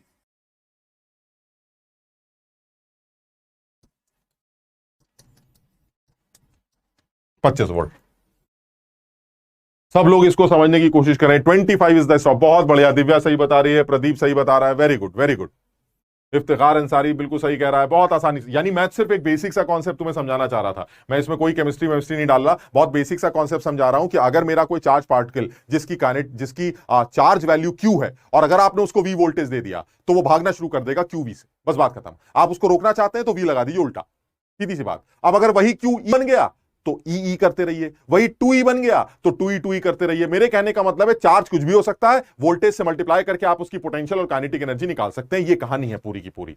हाँ, इसमें अगर वो ये पूछता कि इस चार्ज पार्टिकल का वेलोसिटी कितना है, तो आप उसकी वेलोसिटी भी बता सकते थे। बस आप उसका मास दे दीजिएगा, मैं आपको उसकी वेलोसिटी बता दूंगा। मास हो सकता है वो बोल दे कि mass of the charge particle is 1000 times of the mass of electron, तो अगर वो 1000 टाइम्स मास ऑफ इलेक्ट्रॉन है तो मास इलेक्ट्रॉन तो आपको पता ही है, उसका 1000 टाइम्स करके वेलोसिटी कैलकुलेट कर लीजिएगा। जैसे वो इंटरप्रेट करना चाहे आप वैसे इंटरप्रेट कर सकते हैं, बस कॉन्सेप्ट एकदम क्लियर होना चाहिए कि अप्रोच क्या होनी है। सब लोगों को यहां तक समझ में आ गया? सौरभ कह रहा है सर नींद बहुत आती है, इसका कोई उपाय? पता नहीं, मैंने बचपन में सुना था, या अब तक भी सब लोगों को बोलता भी हूं, अपने स्टूडेंट को भी बोलता हूं, और ऐसा मैंने किताबों में और टीवी पे भी बहुत सुना है। घबराहट के मारे नींद उड़ गई ऐसे, रात भर नींद नहीं आई। क्यों? कुछ बेचैनी सी थी, कुछ परेशानी सी थी, कुछ डर सा था ऐसे। तो मुझे तो बड़ा क्लियर लगता है कि नींद ना आने का एक रीजन होता है, और वो होता है घबराहट, वो होता है डर। तो जो बच्चा ये कह रहा है कि नींद बहुत आती, तो इसका मतलब उसके अंदर किसी भी तरह की कोई घबराहट या किसी तरह का डर नहीं है। वैसे कोई बुरी बात नहीं है कि घबराहट या डर रखना, सर होना जरूरी थोड़ी ना होता है, हम बिना डरे रहते हैं, तो ऑब्वियसली अच्छी बात। लेकिन उस एग्जाम का डर या उस रिजल्ट के ना आने का डर अगर नहीं है तो नींद तो आएगी यार। इसलिए जिन बच्चों को वो डर है कि अगर ना हुआ तो क्या होगा, ना हुआ तो क्या होगा, उन लोगों को क्या मुंह दिखाएंगे जिनके भरोसे ये तैयारी कर रहे हैं, जो उम्मीद लगाए घर में बैठे रहते हैं कि बच्चा 6-6 घंटे जो है वो टीवी देख रहा है, यूट्यूब देख रहा है, वो चैनल पे है, वो पढ़ाई कर रहा है, तो इसका मतलब कुछ कर रहा है, कुछ करके दिखाएगा। डेली यही सोचते हैं वो दोनों लोग, आपस में बात भी यही करते हैं कि कोशिश कर रहा है, कोशिश कर रहा है। सोचो अगर उनकी उम्मीद टूटी तो इस चीज का डर नहीं लगता? हमें तो लगता है यार, हमें तो हर क्लास में आने से पहले डर लगता है, कहीं ऐसा ना हो क्लास में मुंह बना के खड़े हो जाए, लो हमें तो कुछ आता ही नहीं, हम बेकार हो गए, हम भूल गए। कितना डर लगता है सोचिए। हालांकि तुम सोचो अगर मैं भूल गया क्लास में, मैं नहीं पढ़ा पाया, मैं नहीं बता पाया कि भाई आज मुझे याद नहीं है, मैं नहीं करवा पाऊंगा, कोई मुझे फर्क नहीं पड़ता यार। मुझसे कौन उम्मीद लगा के यहां बैठा था क्या, अरे मैं कल आके पढ़ा दूंगा भाई, कल याद करके आऊंगा पढ़ा दूंगा, मुझे कौन सा आईआईटी का पेपर देना है। लेकिन तुम भूल गए, तुम ना कर पाए, तो उम्मीदें तुम्हारा तो छोड़ो, उनकी उम्मीदों के बारे में सोचो। इसलिए डर की बात जो है मत करो, डरो, नींद तभी कम होगी। देखो नींद आना जरूरी है, और वो नींद आएगी, आप सोचिए कितनी अच्छी नींद आएगी। आदमी थक कर जब सोता है कितना अच्छा सोता है। लेकिन अब तुम्हें थकना जो है वो कोई पत्थर तोड़ के थोड़ी ना थकना है कि सर आज पूरे दिन मजदूरी की है, पत्थर तोड़ के आए थे, सड़क बना रहे थे, ब्रिज बना रहे थे, सर पूरे दिन मजदूरी कर रही थी, बड़ी अच्छी नींद आ रही है। अरे नहीं नहीं नहीं, तुम्हें मजदूरी वो नहीं करनी, तुम्हें मजदूरी करनी है अपनी कॉपी पे मेहनत करनी। जो बच्चा मेहनत करके थकता है उसको सोचिए रात में सोते वक्त ऊपर वाले का नाम लेगा, सिर्फ एक बात अपने आप से पूछेगा, आज का दिन सही गुजरा? हाँ सही गुजरा। क्या आपने वक्त बर्बाद किया? नहीं, आज मैंने कोई वक्त बर्बाद नहीं किया। क्या आज का काम आपने पूरा कर लिया? हाँ मैंने आज का काम पूरा कर लिया। आप सोचिए कितनी सुकून की नींद आने वाली। लेकिन वो नींद अलग है। जो बच्चा कहता है हमेशा नींद ही आती रहती है, तो उसको तो ये डर आना चाहिए, उसको ये डर होना चाहिए कि भाई साहब साल भर बाद पेपर देना है, जो भी टाइम बचा 8 9 महीने 10 महीने, उस पेपर देना है, उस पेपर में करेंगे क्या? कैसे उन लोगों को क्या मुंह दिखाएंगे जो उम्मीद लगाए बैठे हैं, डेली के डेली यही सोचते रहते हैं बच्चा पढ़ रहा है, बच्चा पढ़ा है, बच्चा पढ़ रहा है, और बच्चा ये कह रहा है सर मुझे नींद आती रहती है। इस नींद का कोई उपाय नहीं है भाई। डर जाओ, जब तक डरोगे नहीं तब तक सिलेक्शन नहीं होता। डरोगे तो नींद भी नहीं आएगी। और वो जो नींद आती है, जो बच्चे कहते हैं नहीं सर हमें अच्छी नींद आती, ये वो लोग हैं जो ये कहते हैं कि सर पूरे दिन पढ़ के बैठे थे, रात में थक चुके थे और थक के सोए थे, बड़ा अच्छा नींद आया, फिर आंख खुली, फिर फ्रेश उठे, फिर पूरे दिन मेहनत की और फिर रात में सोए। इसके अलावा कोई ये कहे कि सर मेरा तो काम ही नींद का है, मैं तो हमेशा ही सोता रहता हूं, मुझे हमेशा ही नींद आती रहती है, तो भाई इसका तो एक ही रीजन है कि आप घबरा नहीं रहे। आप थोड़ा सा घबराना जरूरी है और यही नॉर्मल है। जो घबराता है वो नॉर्मल आदमी है और जो नहीं घबरा रहा है वो एबनॉर्मल। समझो इस बात, ठीक है ना? तो कोशिश करो सब लोग। अच्छा बहरहाल ये सबको ये वाला पॉइंट समझ में आ गया। अच्छा अब मैं इस चार्ज की पांचों प्रॉपर्टीज को बेस बनाकर एक छोटा सा टॉपिक लेके आया हूं, जो रदरफोर्ड मॉडल का मैथमेटिकल इंटरप्रिटेशन। हम कोई डिटेल में रदरफोर्ड नहीं पढ़ेंगे। ये तरबूज का मॉडल और थॉमसन प्लम पुडिंग मॉडल वगैरह वगैरह, ये सब तुम्हें पढ़ने के लिए बोला है मैंने। आप आराम से एक एक लाइनें पढ़िए, बात खत्म करिए, हमसे नहीं पूछा जाता ये सब। हम रदरफोर्ड मॉडल के बारे में एक छोटी सी बात बता रहे हैं। रदरफोर्ड का अपना एक एक्सपेरिमेंट था, तुम्हें पता था, गोल्ड का एक पतला फॉइल लेके उसको खींच खींच के ऊपर उसने अल्फा पार्टिकल मारे थे। ठीक, कुछ अल्फा पार्टिकल सीधे निकल गए थे, कुछ दाएं बाएं हो गए थे, यानी कुछ डिफ्लेक्ट कर गए थे, कुछ बहुत कम डिफ्लेक्ट कर गए थे, कुछ ज्यादा डिफ्लेक्ट कर गए थे, और लाखों में से कुछ वापस भी लौट आए थे। ठीक, मैं उसी अल्फा पार्टिकल का, यानी अल्फा पार्टिकल का ये जो हमारा एक्सपेरिमेंट है, ये जो रदरफोर्ड एक्सपेरिमेंट, उसका क्या बेस क्या है कि आप सामने के ऊपर, सामने वाले एटम के ऊपर अल्फा पार्टिकल मार रहे हैं, तो वो अल्फा पार्टिकल अपने हिसाब से आगे जा रहा है। ठीक, मैं इसको जरा मैथ्स देना चाहता हूं, इस रदरफोर्ड मॉडल को थोड़ा सा मैथ्स में कन्वर्ट करना चाहता हूं, and that is my closest distance of approach. यानी ये एक टॉपिक और इसके अंदर लेना चाह रहा हूं, and that is closest distance of approach. इसको समझने की कोशिश करना। ये क्लोजेस्ट डिस्टेंस ऑफ अप्रोच, इसके नाम से बड़ा क्लियर है कि आप कितना क्लोज आ रहे हैं सामने वाले। समझो बात को। आप कौन? सर मैं अल्फा पार्टिकल हूं। किसके क्लोज आ रहे हैं? सर एक ऐसे एटम का जिसका एटॉमिक नंबर आपने हमें दे रखा है। यानी मैं यहां पर एक टॉपिक डिस्कस करना चाह रहा हूं, that is closest distance of approach. इसको शॉर्ट में मैं तो सीडीए के नाम दे देता हूं, ये सीडीए मान लेते हैं। This is CDA, closest distance of approach. तो अगर मुझे ये सीडीए कैलकुलेट करना हो तो कैसे कैलकुलेट करता हूं? इसमें कोई केमिस्ट्री नहीं है यार, ये सिर्फ देखने में ऐसा लग रहा है सब कुछ कमाल होने जा रहा है। ये तुम सब आप कैलकुलेट कर सकते हो, इसमें कोई खास बात नहीं है। बहुत सीधी सी बात है, वो ये है कि मेरे पास ये अल्फा पार्टिकल, ये एक एटम है, इस एटम का ये न्यूक्लियस है, और इस न्यूक्लियस का एटॉमिक नंबर Z, इस एटम का एटॉमिक नंबर Z। क्या मतलब हो इस बात का? कि इस न्यूक्लियस में Z प्रोटॉन्स हैं। एटॉमिक नंबर क्या होता है? Number of protons. यानी ये एक ऐसा एटम है जो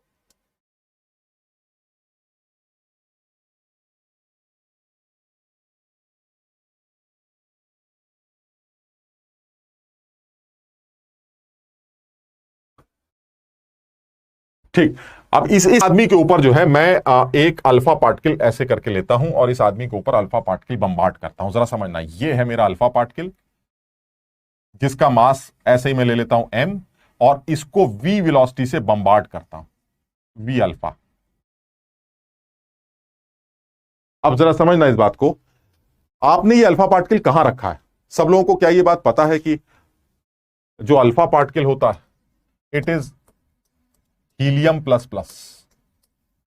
यानी हीलियम के पास 2 इलेक्ट्रॉन होते हैं, तो अगर वो दोनों इलेक्ट्रॉन हटा दिए जाएं तो हीलियम प्लस प्लस मेरा अल्फा पार्टिकल माना जाता है, and it is positively charge helium particle. यानी आप ऐसे बोल सकते हैं कि alpha particle is positively charge of helium, atom, ठीक, positive charge helium atom, that is helium plus plus.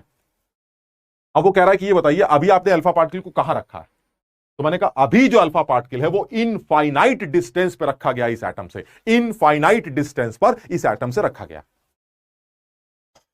मैंने कहा यार बहुत दूर चले गए तुम, इस अल्फा पार्टिकल को लेके कितना दूर चले गए यार तुम, इनफाइनाइट डिस्टेंस। अब दिमाग में जो है इनफाइनाइट का क्या मतलब आता है? इनफाइनाइट का मतलब आता है जैसे आप स्पेस में चले गए, समझो बात को, कि एटम यहां रखा है और आप अल्फा पार्टिकल को लेके चले गए कहीं दूर एकदम, और फिर वहां से खींच के, अरे भाई तुम्हारा निशाना इतना अच्छा तो है ना कि वहां से खींच के मारोगे तो इस एटम पे पड़ जाएगा, समझो बात को। तो sir what is this infinity distance? Infinity किसे कहते हैं? अरे तुम मैथ्स पढ़ते हो, तुम्हें पता है इन्फिनिटी इज अनडिफाइंड।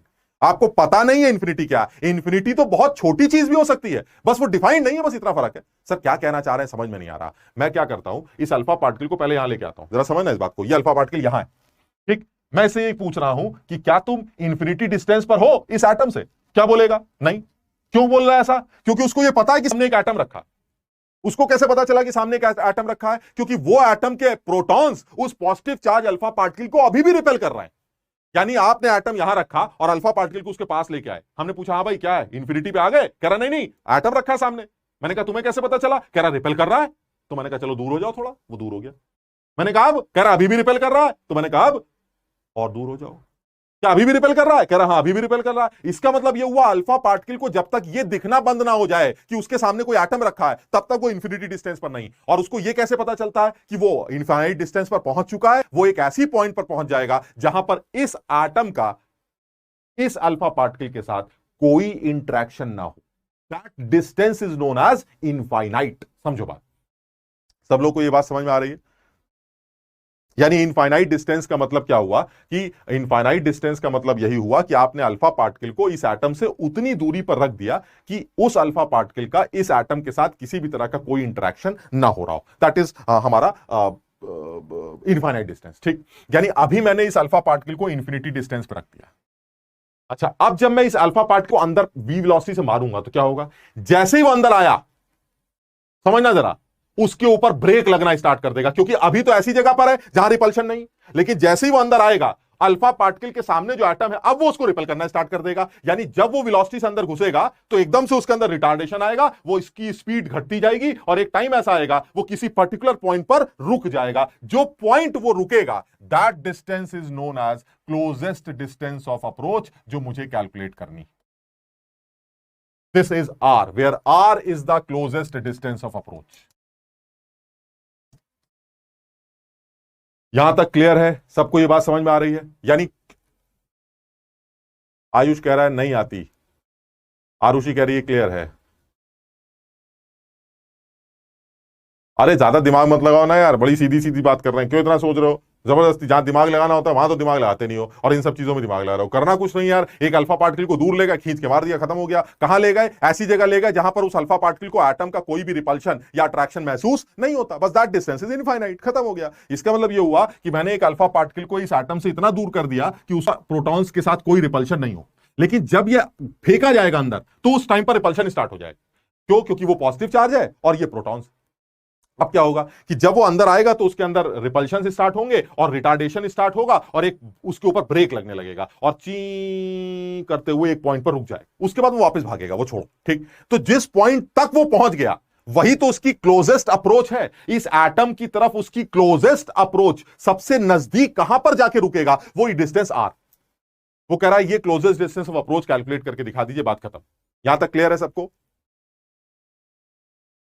ठीक, तो अब ये कैसे कैलकुलेट करेंगे? अरे सर इसमें कुछ करना ही नहीं, तो इसमें तो फिजिक्स लगानी। आप पता नहीं क्यों आ गए बीच में, ये तो फिजिक्स से सॉल्व हो जाएगा। कैसे? सर एनर्जी कंजर्वेशन कर देंगे, हमारा काम चल जाएगा। कैसे एनर्जी कंजर्वेशन कर देंगे? बहुत आसान है sir. Suppose this point is A and this point is B, तो ए पर इस अल्फा की total energy is equal to B पर इस अल्फा की total energy. Doubly positive helium atom is known as helium plus plus ion, that is alpha particle, ठीक। तो ये कहना ये चाह रहे हैं कि आप इस ए को बी की तरफ लेके आइए और जहां पर ये जाके रुक जाएगा वो आपकी क्लोजेस्ट डिस्टेंस ऑफ अप्रोच होगी। तो मैंने कहा इसको चेक कर लेते हैं। ए पर हम एनर्जी निकाल लेते हैं। तो सबसे पहले ए पर इस अल्फा पार्टिकल की दो तरह की एनर्जी है, एक पोटेंशियल और एक काइनेटिक। तो सबसे पहले मैं काइनेटिक एनर्जी निकालता हूं। काइनेटिक एनर्जी ए पॉइंट पर हाफ इसको ये लिख सकते हैं, पोटेंशियल एनर्जी ए पॉइंट पर। सर पोटेंशियल एनर्जी कहां से आती? मैंने कहा किसी भी चार्ज पार्टिकल की पोटेंशियल एनर्जी वो दूसरे चार्ज पार्टिकल की वजह से होती है। मैंने चार्ज की चौथी प्रॉपर्टी पढ़ी थी कि दो चार्ज बॉडीज जब एक दूसरे से r डिस्टेंस पर रखी हो तो जो पोटेंशियल एनर्जी होती है सिस्टम की वो k q1 q2 by r से निकाली जाती है। और अगर वो k q1 q2 by r से निकाली जाती है, लेकिन r क्या है आज इन दोनों के बीच की डिस्टेंस? इनफाइनाइट। तो अगर r नीचे इंफिनिटी है तो पोटेंशियल एनर्जी जीरो हो जाएगी। यानी पोटेंशियल एनर्जी जो कि k q1 q2 by r से निकाली जाती है, जिसमें r की वैल्यू इनफाइनाइट है, so the potential energy will be zero. So at point a the total energy of this alpha particle is kinetic plus potential, so the total energy will be total energy at point a is equal to kinetic energy at point a plus potential energy at point a, and kinetic energy is half mv alpha square and potential energy is zero, so total energy is half mv alpha square। ठीक, अच्छा अब ये आगे बढ़ेगा, जब ये आगे बढ़ेगा तो यहां पहुंचेगा, यहां वो रुक जाएगा, वही तो निकालना है। तो जब वो रुक जाएगा तो उसकी वेलोसिटी जीरो हो जाएगी, तो काइनेटिक एनर्जी जीरो हो जाएगी। यानी एट पॉइंट बी क्या होगा? This is point A and at point B kinetic energy at point B of this alpha particle will be zero because velocity is zero. फिर आया पोटेंशियल एनर्जी बी पॉइंट पर। Sir भाई k q1 q2 by r से निकाला जाएगा, k q1 q2 by r and the distance, this time the distance is r। इस बार ये zero नहीं होगा क्योंकि r जीरो नहीं है, r ही तो हमें निकालना है। तो this is k q1 q2 by r। अब जरा वैल्यूज पुट कर देते हैं। k q1 is the suppose charge of alpha and charge of alpha is +2। देख रहे हो भाई, दो इलेक्ट्रॉन का चार्ज, पॉजिटिव चार्ज है दो, तो दो इलेक्ट्रॉन का charge. And charge of second element that is z protons है। अगर उसके पास z प्रोटॉन्स है तो चार्ज कितना होगा? Ze and the distance is r। Clear है? ये q1 is 2e and q2 is Ze। आप ये आपकी पोटेंशियल एनर्जी आ गई। तो टोटल एनर्जी जो निकल के आएगी बी पॉइंट पर वो क्या आएगी? वो आएगी k 2e इंटू Ze, यानी कितना हो जाएगा? 2 times Ze square by r। ये मेरी पोटेंशियल एनर्जी आ गई। अब क्योंकि एनर्जी कंजर्वेशन क्या कहता है कि ए पॉइंट पर टोटल एनर्जी बी पॉइंट की टोटल एनर्जी के बराबर होनी चाहिए, तो ये आ गया आपका total energy at point A should be equal to total energy at point B. आप दोनों को इक्वेट कर दीजिए, आर अननोन है, आर सॉल्व कर लीजिए, खत्म हो गया, कुछ करना ही नहीं। आप बताइए जरा आर की वैल्यू सॉल्व करेंगे तो क्या आएगा? आर इज इक्वल टू, अब जब आप इन दोनों को इक्वेट करेंगे क्या आएगा? आर जब कैलकुलेट करेंगे तो मेरे ख्याल से वो 2 भी उधर चला जाएगा, तो r is equal to 4k Ze square by mv alpha square. This is the closest distance of approach, 4k Ze square upon mv alpha square. बिल्कुल क्लियर एकदम। और वैसे मैं तुम्हें बताऊं कि मैं Ze कैसे आया? Ze ऐसे आया कि अगर आपके प्रोटॉन्स Z हैं और एक प्रोटॉन का चार्ज E होता है वही प्लस E, तो Z का चार्ज Ze होगा। तो Q2 की वैल्यू Ze है और Q1 की वैल्यू दो पॉजिटिव चार्ज की वजह से 2e, तो यानी एक चार्ज 2e हो गया, एक Ze हो गया, दोनों को मल्टीप्लाई कर दिया, आपका मस्त जो है Q1 Q2 बाय r निकल आया। उस पोटेंशियल टोटल एनर्जी को इनिशियल टोटल एनर्जी से इक्वेट कर दिया बिकॉज ऑफ एनर्जी कंजर्वेशन। आप r अननोन है, आप r कैलकुलेट कर सकते हैं, 4k Ze square upon mv alpha square. वैसे एक बात बताएं, आप अगर डेरिवेशन ना भी करते ना तो भी आप एक बात जानते हैं कि the closest distance of approach will be directly proportional to Z। क्यों? क्योंकि Z जितना ज्यादा होगा तुम्हारा, तुम उतना ही ज्यादा उसको रिपेल करोगे, और जितना ज्यादा तुम उसको रिपेल करोगे वो उतनी दूर जाके रुकेगा। मतलब समझ लो, वो पहले ही रुक जाएगा। यानी रिपल्शन जितना ज्यादा होगा, approach distance, closest distance of approach भी उतनी ही ज्यादा होगी। मतलब ये R की वैल्यू बढ़ जाएगी ना। यानी अगर Z ज्यादा होगा तो R ज्यादा होगा। ये देखिए डायरेक्ट रिलेशन।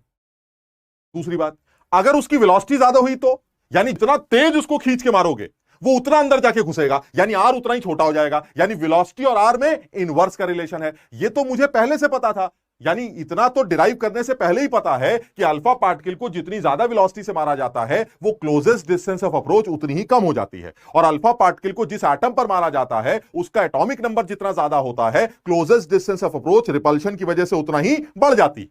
लेकिन अगर तुम ये डिराइव नहीं करोगे ना तो तुम एक जगह फंस जाओगे, क्योंकि जितना तुमने ये बोला है उसके अकॉर्डिंगली तुम्हें ये नहीं पता चलेगा कि that closest distance of approach is inversely proportional to V square. तुम v के साथ इनवर्स तो बोल रहे हो, लेकिन v स्क्वायर के साथ इनवर्स होगा वो तुम्हें देखने से पता चलेगा। मेरी बात सब लोग समझ पा रहे हैं मैं क्या कहना चाह रहा हूं? सब लोगों को ये वाली बात समझ में आ रही है मैं क्या कह रहा हूं? यानी अगर मैं ये डेरिवेशन ना भी करता तो भी मैं इतना तो जानता हूं कि भाई जो हमारी क्लोजेस्ट डिस्टेंस ऑफ अप्रोच है वो z से डायरेक्ट प्रोपोर्शनल रखेगी और वेलोसिटी से इनवर्स रिश्ता रखेगी। कितना ज्यादा z होगा तो वो रिपल्शन की वजह से दूर रुक जाएगा, यानी z ज्यादा तो r ज्यादा, ठीक। और अगर वेलोसिटी ज्यादा होगी तो जल्दी अंदर आ जाएगा, ज्यादा अंदर आ जाएगा, ज्यादा अंदर आ जाएगा तो क्लोजेस्ट डिस्टेंस ऑफ अप्रोच कम होगी। यानी ये तो पता है कि वेलोसिटी और आर का इनवर्स रिश्ता है, लेकिन ये तो डिराइव करके पता चला कि जेड के साथ वेलोसिटी के साथ उसका स्क्वायर का इनवर्स रिश्ता है। यानी मेरे कहने का मतलब है, जो यहां से मेन बात निकल के आती है वो ये कि that closest distance of approach is directly proportional to Z and that closest distance of approach is inversely proportional to velocity का स्क्वायर। ये हमारे मतलब की बात है। हमसे बहुत अच्छे सवाल पूछे जा सकते हैं और इन सवालों में हम ये देखेंगे कि हमसे इस तरह की कोई बातें कर सकता है कि अगर क्लोजेस्ट डिस्टेंस ऑफ अप्रोच दी गई हो और हमसे नई क्लोजेस्ट डिस्टेंस ऑफ अप्रोच पूछी जाए जिसमें वो z बदल दे, वेलोसिटी बदल दे, तो तमाम तरह के इस तरह के सवाल जो हैं वो बनाए जा सकते हैं। मैं एक आध तुम्हारे सामने रख के देख लेता हूं। सबको पहले ये आराम से समझ लो, सब लोगों को ये समझ में आ रहा है कि नहीं?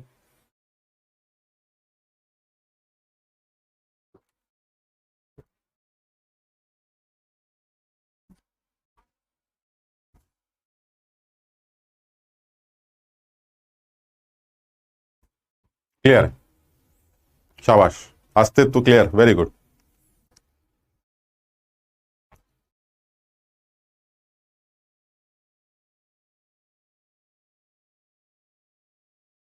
यार देखो, कुछ बच्चे कह रहे हैं सर बेसिक स्किप मत करिएगा कोई भी। मैं तुम्हें ये तो बता सकता हूं ना कि जो मैं स्किप कर रहा हूं वो क्या है।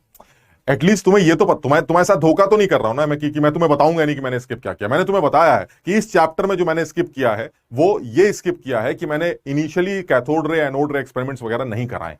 वो मैंने आपसे पढ़ने के लिए बोला है और मुझे लगता है कि आप उसको पढ़ भी सकते हैं, है ना। तो अगर फिर भी दिक्कत आएगी तो फिर कुछ ना कुछ उसका इलाज निकालेंगे यार। लेकिन क्योंकि टाइम थोड़ा सा ज्यादा नहीं है हमारे पास, तो हमें थोड़ा सा ना मक्कारी करनी पड़ेगी। लेकिन उसके लिए फिर वही है कि कहीं ऐसा ना हो तुम्हारा नुकसान हो जाए, इसलिए तुम्हें बता देता हूं मैं कि भाई ऐसा है, आज की क्लास के बाद जो है आधा घंटा ये पढ़ लेना ताकि कुछ दिक्कत ना आए। हालांकि उसका कोई रोल नहीं है, अब कैथोड रे एनोड रे एक्सपेरिमेंट का क्या रोल है यहाँ पर, लेकिन फिर भी कहीं ऐसा ना हो कि ई बाई एम रेशो वगैरह कुछ पूछने पाछने लगे, तो आप थोड़ा सा अपने हिसाब से एक बार रीडिंग करेंगे तो आपके समझ में आ जाएगा, ठीक है ना। Very good. टीई क्या? Total energy. टीई का मतलब total energy, and total energy is always equal to kinetic energy and potential energy. तो first you calculate the total energy at point A, then you calculate the total energy at point B, and since energy conservation law says कि total energy at point A must equal to total energy at point B, जैसे ही आप दोनों को equate करेंगे आपको मस्त are देखने को मिलेगा। इस पॉइंट पर क्या खास बात है, ए पॉइंट पर, कि टोटल काइनेटिक एनर्जी है, पोटेंशियल एनर्जी जीरो है। उस पॉइंट पर क्या है, पोटेंशियल एनर्जी तो है लेकिन काइनेटिक एनर्जी जीरो है। तो जब आप दोनों को इक्वेट करेंगे तो आर की वैल्यू आ जाएगी, खत्म हो गया। क्लियर? ठीक, और आगे बढ़ते हैं।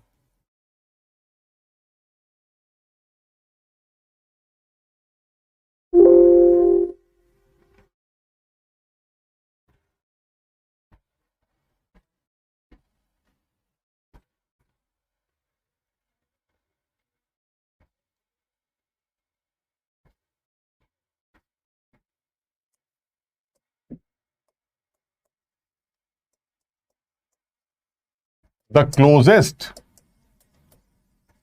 distance of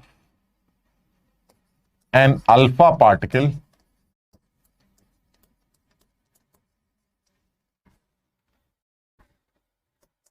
is r when it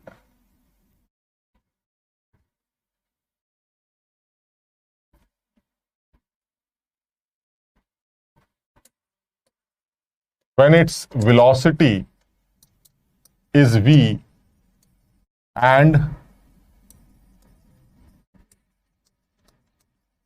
bombarded on an atom of atomic number z. Find out the CDA when it has velocity 2v and bombarded on atom of atomic number Z/2। ये बढ़िया एकदम एक mains level का एक छोटा सा objective बन गया। बल्कि इसको एडवांस का भी इसलिए बोल सकता हूं क्योंकि अगर आपको सीडीए का फॉर्मूला नहीं पता तो आप कर नहीं पाए। और सीडीए के फॉर्मूले में बहुत ज्यादा दमदार चीज नहीं है। सीडीए के फॉर्मूले में जो काम की बात वही है कि that radius that closest distance of approach is directly proportional to Z and inversely proportional to V square. ये है मेन बात, उसी से हमें काम करना है। यानी जो पहले जेड दे रखा है, पहले जो आर दे रखा है वो जेड और वी की वजह से, अब जो नया आर होगा वो 2v और Z/2। मुझे ऐसा लगता है एकदम साफ कि इस बार क्लोजेस्ट डिस्टेंस ऑफ अप्रोच बहुत कम होने वाली है। क्यों? क्योंकि एक तो तुमने 2v बढ़ा दिया, वो वेलोसिटी को डबल कर दिया तो और अंदर घुसेगा, और Z को आधा कर दिया यानी रिपल्शन कम कर दिए, रिपल्शन को कम कर दिए, वेलोसिटी बढ़ा दी, वो तो अंदर ही घुस जाएगा। समझो बात को, समझी बात। तो इसका मतलब ये हुआ, ये तो कंफर्म है, the answer will be less than R. ये तो बिल्कुल क्लियर। अब वो निकाल भी सकते हो तुम फटाफट, R/8 R/4 10 तरह के आंसर आ रहे हैं, बताइए। अरे एक ही तो आंसर आएगा, R/8 ही तो समझ में आ रहा है, तो ऐसे ही समझ में आता है। यानी जो पहले वाला R है it is 4k ZE² upon MV², ये पहले वाला R। अच्छा अब ये दूसरा R निकालते हैं, R' इज 4k, Z की जगह हो जाएगा Z/2² और नीचे M वेलोसिटी की जगह 2v²। कितना आ जाएगा? 4k ZE² upon MV²। अंदर क्या बचेगा? ये 2 भी आ गया, नीचे आ गया तो ये 1/8 हो। अब देख लीजिए ये जो वैल्यू है ये तो R हो गया ना, इसका मतलब ये हुआ R' की वैल्यू कितनी हो गई? R' की वैल्यू R/8 हो गई। यानी नई closest distance of approach initially closest distance of approach की 1/8 टाइम्स हो जाएगी। इसी तरह से कुछ खेल वेल सकता है, इसको आधा, उसको चौथाई, इसको चौथाई, उसको दुगना तिगना, कुछ कुछ करता रहेगा, अपने हिसाब से करते रहिएगा। मेरा सजेशन सिर्फ इतना है कि आप इस फॉर्मूले को याद कर लीजिए कि क्लोजेस्ट डिस्टेंस ऑफ अप्रोच जो होती है वो 4k ZE² अपॉन MV² से निकाली जाती है। बस इस बात का ध्यान देना कि ये अल्फा पार्टिकल के लिए है, यानी बम्बार्डिंग अल्फा पार्टिकल की गई। अगर आप कोई और पॉजिटिव चार्ज का पार्टिकल मारते हैं तो एक आपका क्यू चेंज हो सकता है और एक उसका मास भी चेंज हो सकता है। बस इस चीज का ध्यान रखना, अदरवाइज सब कुछ सेम। तो चांसेस है कि इस पे सवाल हमसे पूछा जा सके, बहुत सीधा सा सवाल है। आप आसानी से अल्फा पार्टिकल को बम्बार्ड करिए और उससे closest distance of approach calculate कर सकते हैं। और फिर ये भी कर सकते हैं कि अगर मैं उसकी वेलोसिटी बढ़ा दूं तो क्या होगा, घटा दूं तो क्या होगा, या क्लोजेस्ट डिस्टेंस ऑफ अप्रोच को आधा करने के लिए क्या करूं, दुगना करने के लिए क्या करूं, Z बढ़ा दूं, R बढ़ा दूं, वेलोसिटी घटा दूं, कुछ भी सवाल पूछ सकता है। तो हम अपने हिसाब से आंसर दे सकते हैं, है ना। समझ में आया? सबके यहां तक क्लियर है?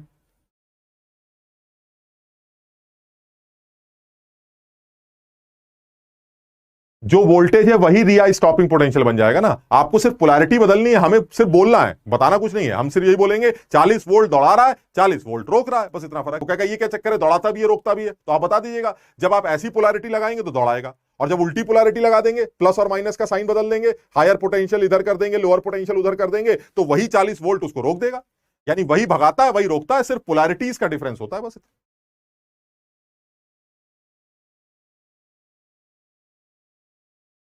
ठीक, ठीक है।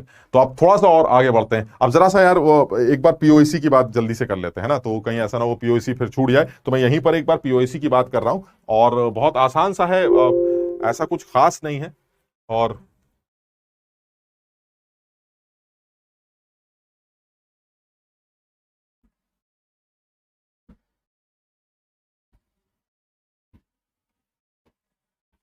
तो पीओएसी में करना क्या है, देखो ऐसा है, मेरा मानना कुछ ऐसा है कि पीओएसी कोई टॉपिक नहीं होता है ना। और पता नहीं तुम समझते भी हो कि नहीं, तुम पीओएसी को पहले से जानते हो तभी तुमने ये चैप्टर भी शुरू किया था।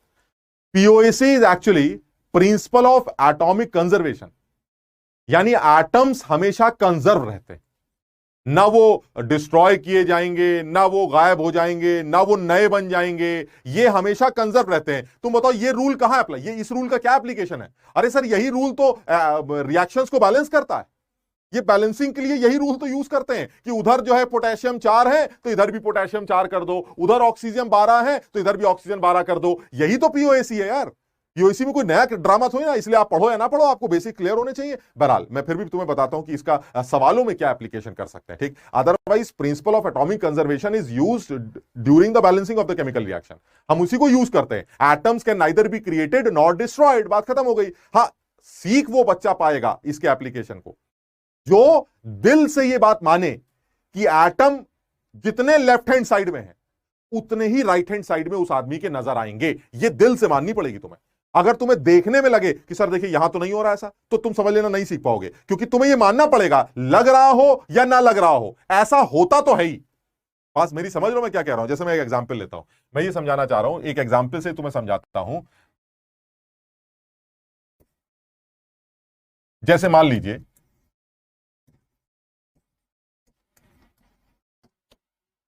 ये इक्वेशन, ठीक। अभी पीओएसी की बात नहीं कर रहा, मैं सीधी सीधी बात कर रहा हूं, ठीक। वो कह रहा है ये बताइए अगर मैं KClO3 का x ग्राम ले लूं तो आप बता सकते हैं कि O2 के कितने मोल बनेंगे? तो मैंने कहा बिल्कुल बता सकते हैं। अगर आपने KClO3 का x ग्राम ले लिया तो O2 के मोल, बैलेंस इक्वेशन मेरे सामने है, मोल कॉन्सेप्ट मैंने पढ़ रखा है, मैं मोल कॉन्सेप्ट से आंसर निकाल लूंगा। कैसे? इसका एक मोल इसका 3/2 मोल बनाता है। एक मोल से 3/2, ये ग्राम है, याद रखना। हमने जो मोल कॉन्सेप्ट पढ़ा है वो मोल्स की लिंक की है, रिलेशन की है, ग्राम से कोई रिलेशन नहीं पढ़ा हमने। इसका मतलब ये हुआ अगर आपका 1 मोल आपका 3/2 मोल बनाता है, तो मैं सबसे पहले आपके मोल्स निकाल लेता हूं। तो मैंने KClO3 के मोल्स निकाल लिए x/m, where m is the molecular weight of KClO3, जो भी होता है 122.5, हम अभी डिटेल में नहीं जा रहे हैं, ठीक। तो m is the molecular wait, ठीक। तो इसके मोल्स कितने हो गए? x/m। अब इक्वेशन क्या कहती है? मेरा एक मोल आपके 3/2 बनाएंगे तो मेरे x/m आपके कितने मोल बनाएंगे? 3/2 x/m। आ गया आंसर, खत्म हो गया। यही तो आपको निकालना था, ये आंसर आ गया। कैसे किया तुमने? सर इसलिए किया मैंने क्योंकि मुझे ये पता था यहां 3/2 लिखा है। अब ये बताओ अगर 3/2 ना होता, ऐसे बस समझाने की बात कर रहा हूं कि अगर मुझे ये बैलेंसिंग ना पता होती और तब मुझसे पूछा जाता कि KClO3 की हीटिंग करने से कितनी O2 बनती है, तो मैं यही तो पूछता कि भाई इक्वेशन दे दो, बैलेंस कर लेंगे। वो कहेगा हम कुछ नहीं देंगे, हम सिर्फ इतना पूछ रहे हैं KClO3 की हीटिंग करने से कितनी O2 बनेगी। तो मैं यहां पर इस पीओएसी को इसलिए बता रहा हूं क्योंकि कुछ सवालों में जब इक्वेशन नहीं भी पता हो तो आप पीओएसी भी हेल्प ले सकते हैं, पीओएसी की हेल्प ले सकते हैं, क्योंकि वो एटॉमिक कंजर्वेशन का रूल आपको कैलकुलेट करके दे सकता है। कैसे? अब देखना, मैं बिना बैलेंसिंग किए, बिना कुछ किए आंसर 3/2 x/m निकाल सकता हूं। जरा समझना, पीओएसी की 3 स्टेप्स होते हैं, जिसमें तीसरा स्टेप सवाल का आंसर देता है और ऊपर के 2 स्टेप बड़े इंपॉर्टेंट होते हैं। कैसे?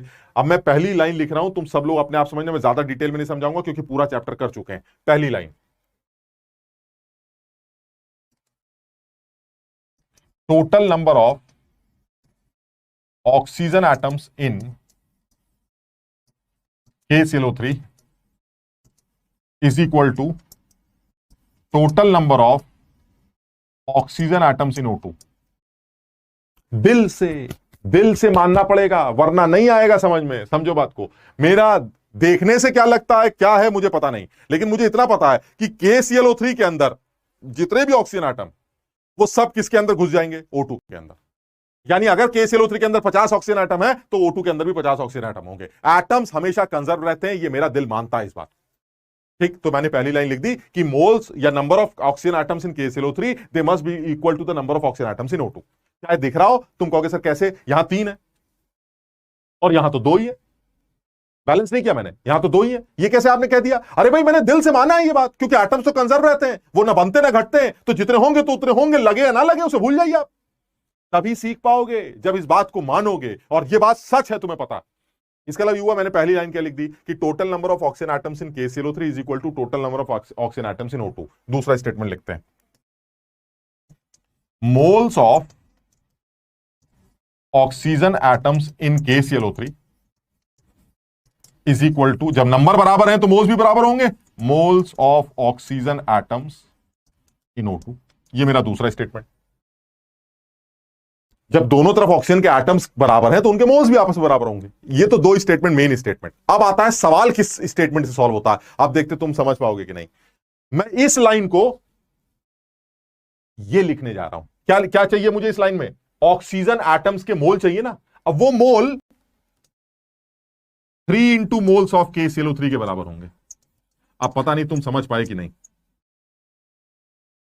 याद है A2B3, अगर A2B3 का 1 मोल होगा तो एक ही कितने मोल होंगे सर? 2 मोल होंगे। यानी जितने KClO3 के मोल होंगे उसके 3 गुने ऑक्सीजन के मोल्स होंगे, और तुम्हें ऑक्सीजन के तो मोल चाहिए, तो मैंने यहां पर मोल्स ऑफ ऑक्सीजन एटम को किसमें कन्वर्ट कर दिया? 3 into moles of KClO3। Clear है ये वाली बात? सौरभ कह रहा है दिल है कि मानता नहीं। अरे मानेगा बेटा, सब मानेगा। 3 into moles of KClO3 and this is equal to 2 into moles of O2। क्योंकि O2 के जितने मोल्स होंगे उसके डबल ऑक्सीजन एटम्स के मोल होंगे, और तुम्हें ऑक्सीजन एटम्स के मोल चाहिए, तो मैंने क्या किया कि KClO3 के मोल से ऑक्सीजन के मोल्स 3 गुने कर दिए, और O2 के जो मोल्स है उससे 2 गुने करके ऑक्सीजन दोनों तरफ बराबर कर दिया। अब ये बताओ जरा, ऑक्सीजन के मोल्स कितने आएंगे? जरा बताओ निकाल के। मोल्स ऑफ ऑक्सीजन अगर मुझे निकालना हो तो कितने आएंगे? ये 2 नीचे चला जाएगा, जब 2 नीचे चला जाएगा तो मोल्स ऑफ ऑक्सीजन कितने आ जाएंगे? मोल्स ऑफ O2 वो आ जाएंगे 3/2 इंटू मोल्स ऑफ KClO3। और KClO3 के मोल कितने दे रखे हैं? आ गया आंसर? यही 3/2 x/m फिर भी निकल आया, बिना बैलेंसिंग के, बिना कुछ किए। मैं बिना बैलेंस किए भी आंसर 3/2 x/m निकाल पा रहा हूं, क्योंकि मैं POEC के बारे में जानता हूं, क्योंकि मैं एटम के कंजर्वेशन के बारे में जानता हूं। यानी मैं तुम्हें बताना चाह रहा हूं कि कभी कभी POEC आपको थोड़ी सी मदद दे देता है, कभी कभी POEC आपको थोड़ी सी हेल्प कर देता है कि आप जो है POEC के थ्रू क्वांटिटेटिव एनालिसिस कर पाए। लेकिन ये POEC हर जगह आपकी हेल्प नहीं करेगा, ये आपके बड़े सोच के इसका अप्लाई करना पड़ता है इसको। तुम सोचो अगर ऐसा कुछ होता कि KClO3 की ऑक्सीजन जो है वो कुछ तो O2 में जाते और कुछ कहीं और जाते। मैं हालांकि ऐसा है नहीं, मैं तुम्हें सिर्फ बता रहा हूं। मान लो यहां O और लगा दो, KClO ऐसे प्लस O2। अब तुम बताओ क्या ये कहना ठीक है कि KClO3 के सारे ऑक्सीजन O2 के अंदर है ना? सर कुछ ऑक्सीजन तो यहां भी आएंगे। उस केस में ये लाइन गलत हो जाएगी, समझो बात। यानी अगर मुझे ये पता ही नहीं है कि रिएक्टेंट साइड में एक पर्टिकुलर एटम कहां कहां एग्जिस्ट कर रहा है, तो फिर आप POEC अप्लाई नहीं कर पाएंगे। बड़ी लिमिटेशन है यार, समझो बात को। POEC एक लिमिटेशन। सब लोग समझ में आया? O2 नहीं O होगा क्या? O2 नहीं O होगा? 2 इंटू मोल्स ऑफ O2 ही तो होगा। O2 के मोल्स का डबल ही तो ऑक्सीजन के मोल्स होंगे। तो यानी O के मोल्स की जगह मैंने, अच्छा मोल्स ऑफ ऑक्सीजन, ठीक ठीक तो है, मैंने ऑक्सीजन एटम्स के मोल्स की जगह O2 के मोल का डबल कर दिया, क्योंकि O2 में 2 होते हैं। तो अगर O2 के मोल आपको पता है तो ऑक्सीजन के डबल हो जाएंगे। तो मैंने O के मोल्स को O2 के मोल्स का डबल लिख दिया। बड़ी इंपॉर्टेंट लाइन है भाई यही वाली, इसी से आंसर आता है। सब लोग समझ पा रहे हैं ये? फिजिकल केमिस्ट्री के लिए कौन सी बुक लगाएं? अगर अच्छे लेवल के सवाल लगाने हैं तो नरेंद्र अवस्थी ठीक रहेगी, आप उसको यूज कर सकते हैं। अदरवाइज कोई और ऑब्जेक्टिव बुक शुरू में करने के लिए लगाई जा सकती है, यूज की जा सकती है। शुरू के लिए आप कोई भी एक ऑब्जेक्टिव, किसी भी पब्लिकेशन, अच्छे पब्लिकेशन की कोई एक ऑब्जेक्टिव बुक ले सकते हैं, उससे भी सॉल्व कर सकते हैं। अच्छा ये बताओ, ये वाली बात समझ में आई? यानी POEC की लिमिटेशन क्या है? POEC की लिमिटेशन ये कि आपको ये पता होना चाहिए कि जिस एटम पर आप POEC लगा रहे हैं वो कहां कहां एग्जिस्ट कर रहा है, वो आपको पता होना चाहिए। वो कहां कहां एग्जिस्ट कर रहा है वो आपको पता होना चाहिए। अगर आपको ये डाउट है कि सर ऐसा है, मुझे डाउट है कि सारा ऑक्सीजन O2 के अंदर है कि नहीं, तो फिर आप POEC मत लगाइए, आपसे नहीं लगेगा, वो गलत हो जाएगा। लेकिन अब यहां पर तो यही है कि वो सवाल में यही पूछ रहा है कि KClO3 की हीटिंग करने से कितनी O2 बनी, तो दिस इज अंडरस्टूड कि सारी की सारी ऑक्सीजन एटम जो है वो O2 के अंदर चली गई होगी, और मैं आसानी से POEC लगाकर आप इसका आंसर कैलकुलेट कर सकते हैं विदाउट यूजिंग। हालांकि तुम ये कह सकते हो सर इतना आसान रिएक्शन बैलेंस करके कर लेंगे। हाँ ठीक है, मैं एक और एग्जाम्पल लेता हूं जिसमें तुम्हें तुम्हें जो सवाल मैंने कराया था उसको POEC से करा के दिखाता हूं, जो सवाल हम पहले कर चुके हैं। जरा देखना, बस एक सवाल और करते हैं।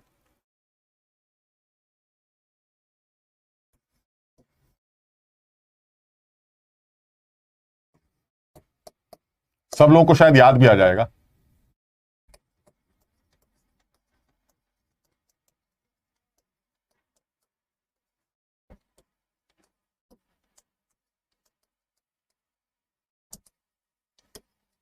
Assuming no reactant left,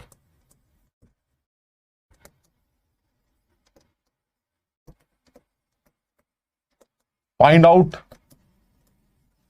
the moles of P4O6 and P4O10। कौन? ये सवाल याद आ रहा है सब लोगों को? तब तुम्हें मैंने बताया गया था कि भाई ये सवाल मुश्किल है, क्योंकि आपको ये पता होना चाहिए कि P4 और O2 के मिलने से P4O6 और P4O10 बनता कैसे है। तो P4 और O2 मिलकर पहले P4O6 बनाएंगे, और फिर P4O6 फर्दर O2 से मिलकर P4O10 बनाएगा। सबको याद आ रहा है ये वाली बात? सबको ये वाली बात याद आ रही है? ठीक। तो अब कैसे करें, इसको कैसे सॉल्व किया जाए? तो एक काम करते हैं, हम सिर्फ ये लिख देते हैं कि रिएक्शन नहीं लिख रहा हूं मैं सिर्फ इतना लिख रहा हूं कि P4 और O2 मिलकर फाइनली P4O6 बनाएगा और P4O10 बनाएगा। ये रिएक्शन नहीं लिख रहे हैं, हम तो सिर्फ सवाल लिख रहे हैं कि इन दोनों के मिलने से ये बनाना है। लेकिन क्योंकि उसने ये लिखा है कि अज्यूमिंग नो रिएक्टेंट लेफ्ट, तो इससे ये तो पता चल गया कि इधर का सारा P उधर जाएगा और इधर का सारा O उधर जाएगा। लगा दो POAC, सॉल्व हो गया, खत्म। इसके ए मोल दे रखे हैं, इसके बी मोल दे रखे हैं, इसके एक्स मोल मान लो और इसके वाई मोल बनेंगे। अब बताओ, अगर मैं POAC लगाना चाहता हूं फॉस्फोरस एटम पर, POAC ऑन P, बताओ कैसे बोलूंगा? Phosphorus atoms in P4 is equal to, कहां गए वो सारे?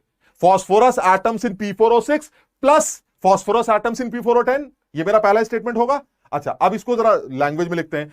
P4 के अंदर फॉस्फोरस एटम्स कितने होंगे? P4 के अंदर फॉस्फोरस एटम्स होंगे फॉस्फोरस P4 के मोल्स के 4 गुने, क्योंकि अगर P4 का 1 मोल होगा तो फॉस्फोरस एटम के 4 मोल होंगे। अगर P4 का A मोल है तो फॉस्फोरस एटम के 4A मोल्स होंगे। यानी पहली इक्वेशन क्या बनी?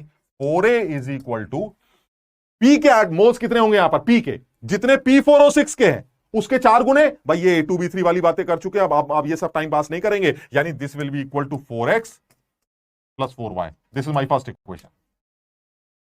कुछ समझ पा रहे हो सब लोग? अकल लगाना यार, अब बार बार पूछा मत करो, दिमाग लगाओ सब लोग इसको। शाबाश।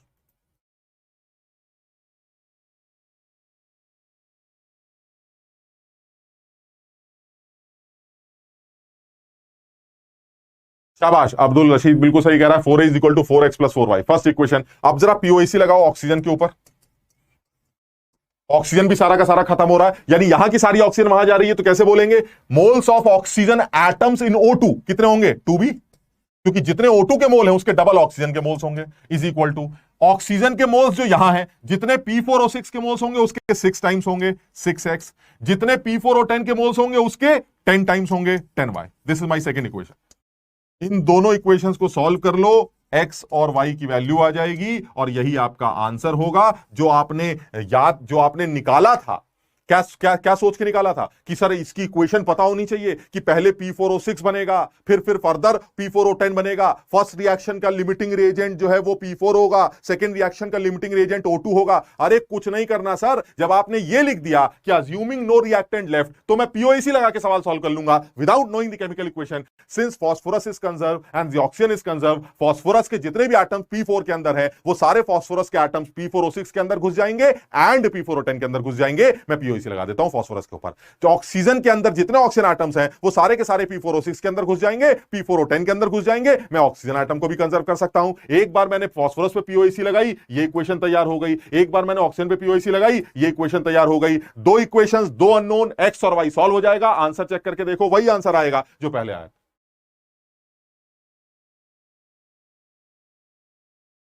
जल्दी से इसको सॉल्व करो।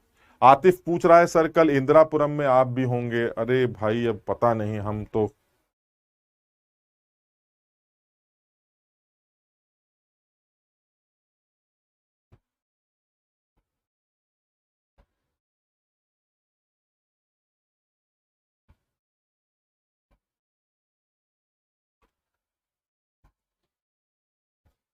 हाँ, पैकेज सफिशिएंट रहेगा बिल्कुल। इससे एक्स और वाई की वैल्यू निकाल के देखो, एक्स और वाई की वैल्यू वही निकल के आएगी। शाबाश। आरसी मुखर्जी भी यूज कर सकते हो भाई, बिल्कुल आरसी मुखर्जी भी यूज कर सकते हो। POAC का फुल फॉर्म है principle of atomic conservation. Principle of atomic conservation. शाबाश।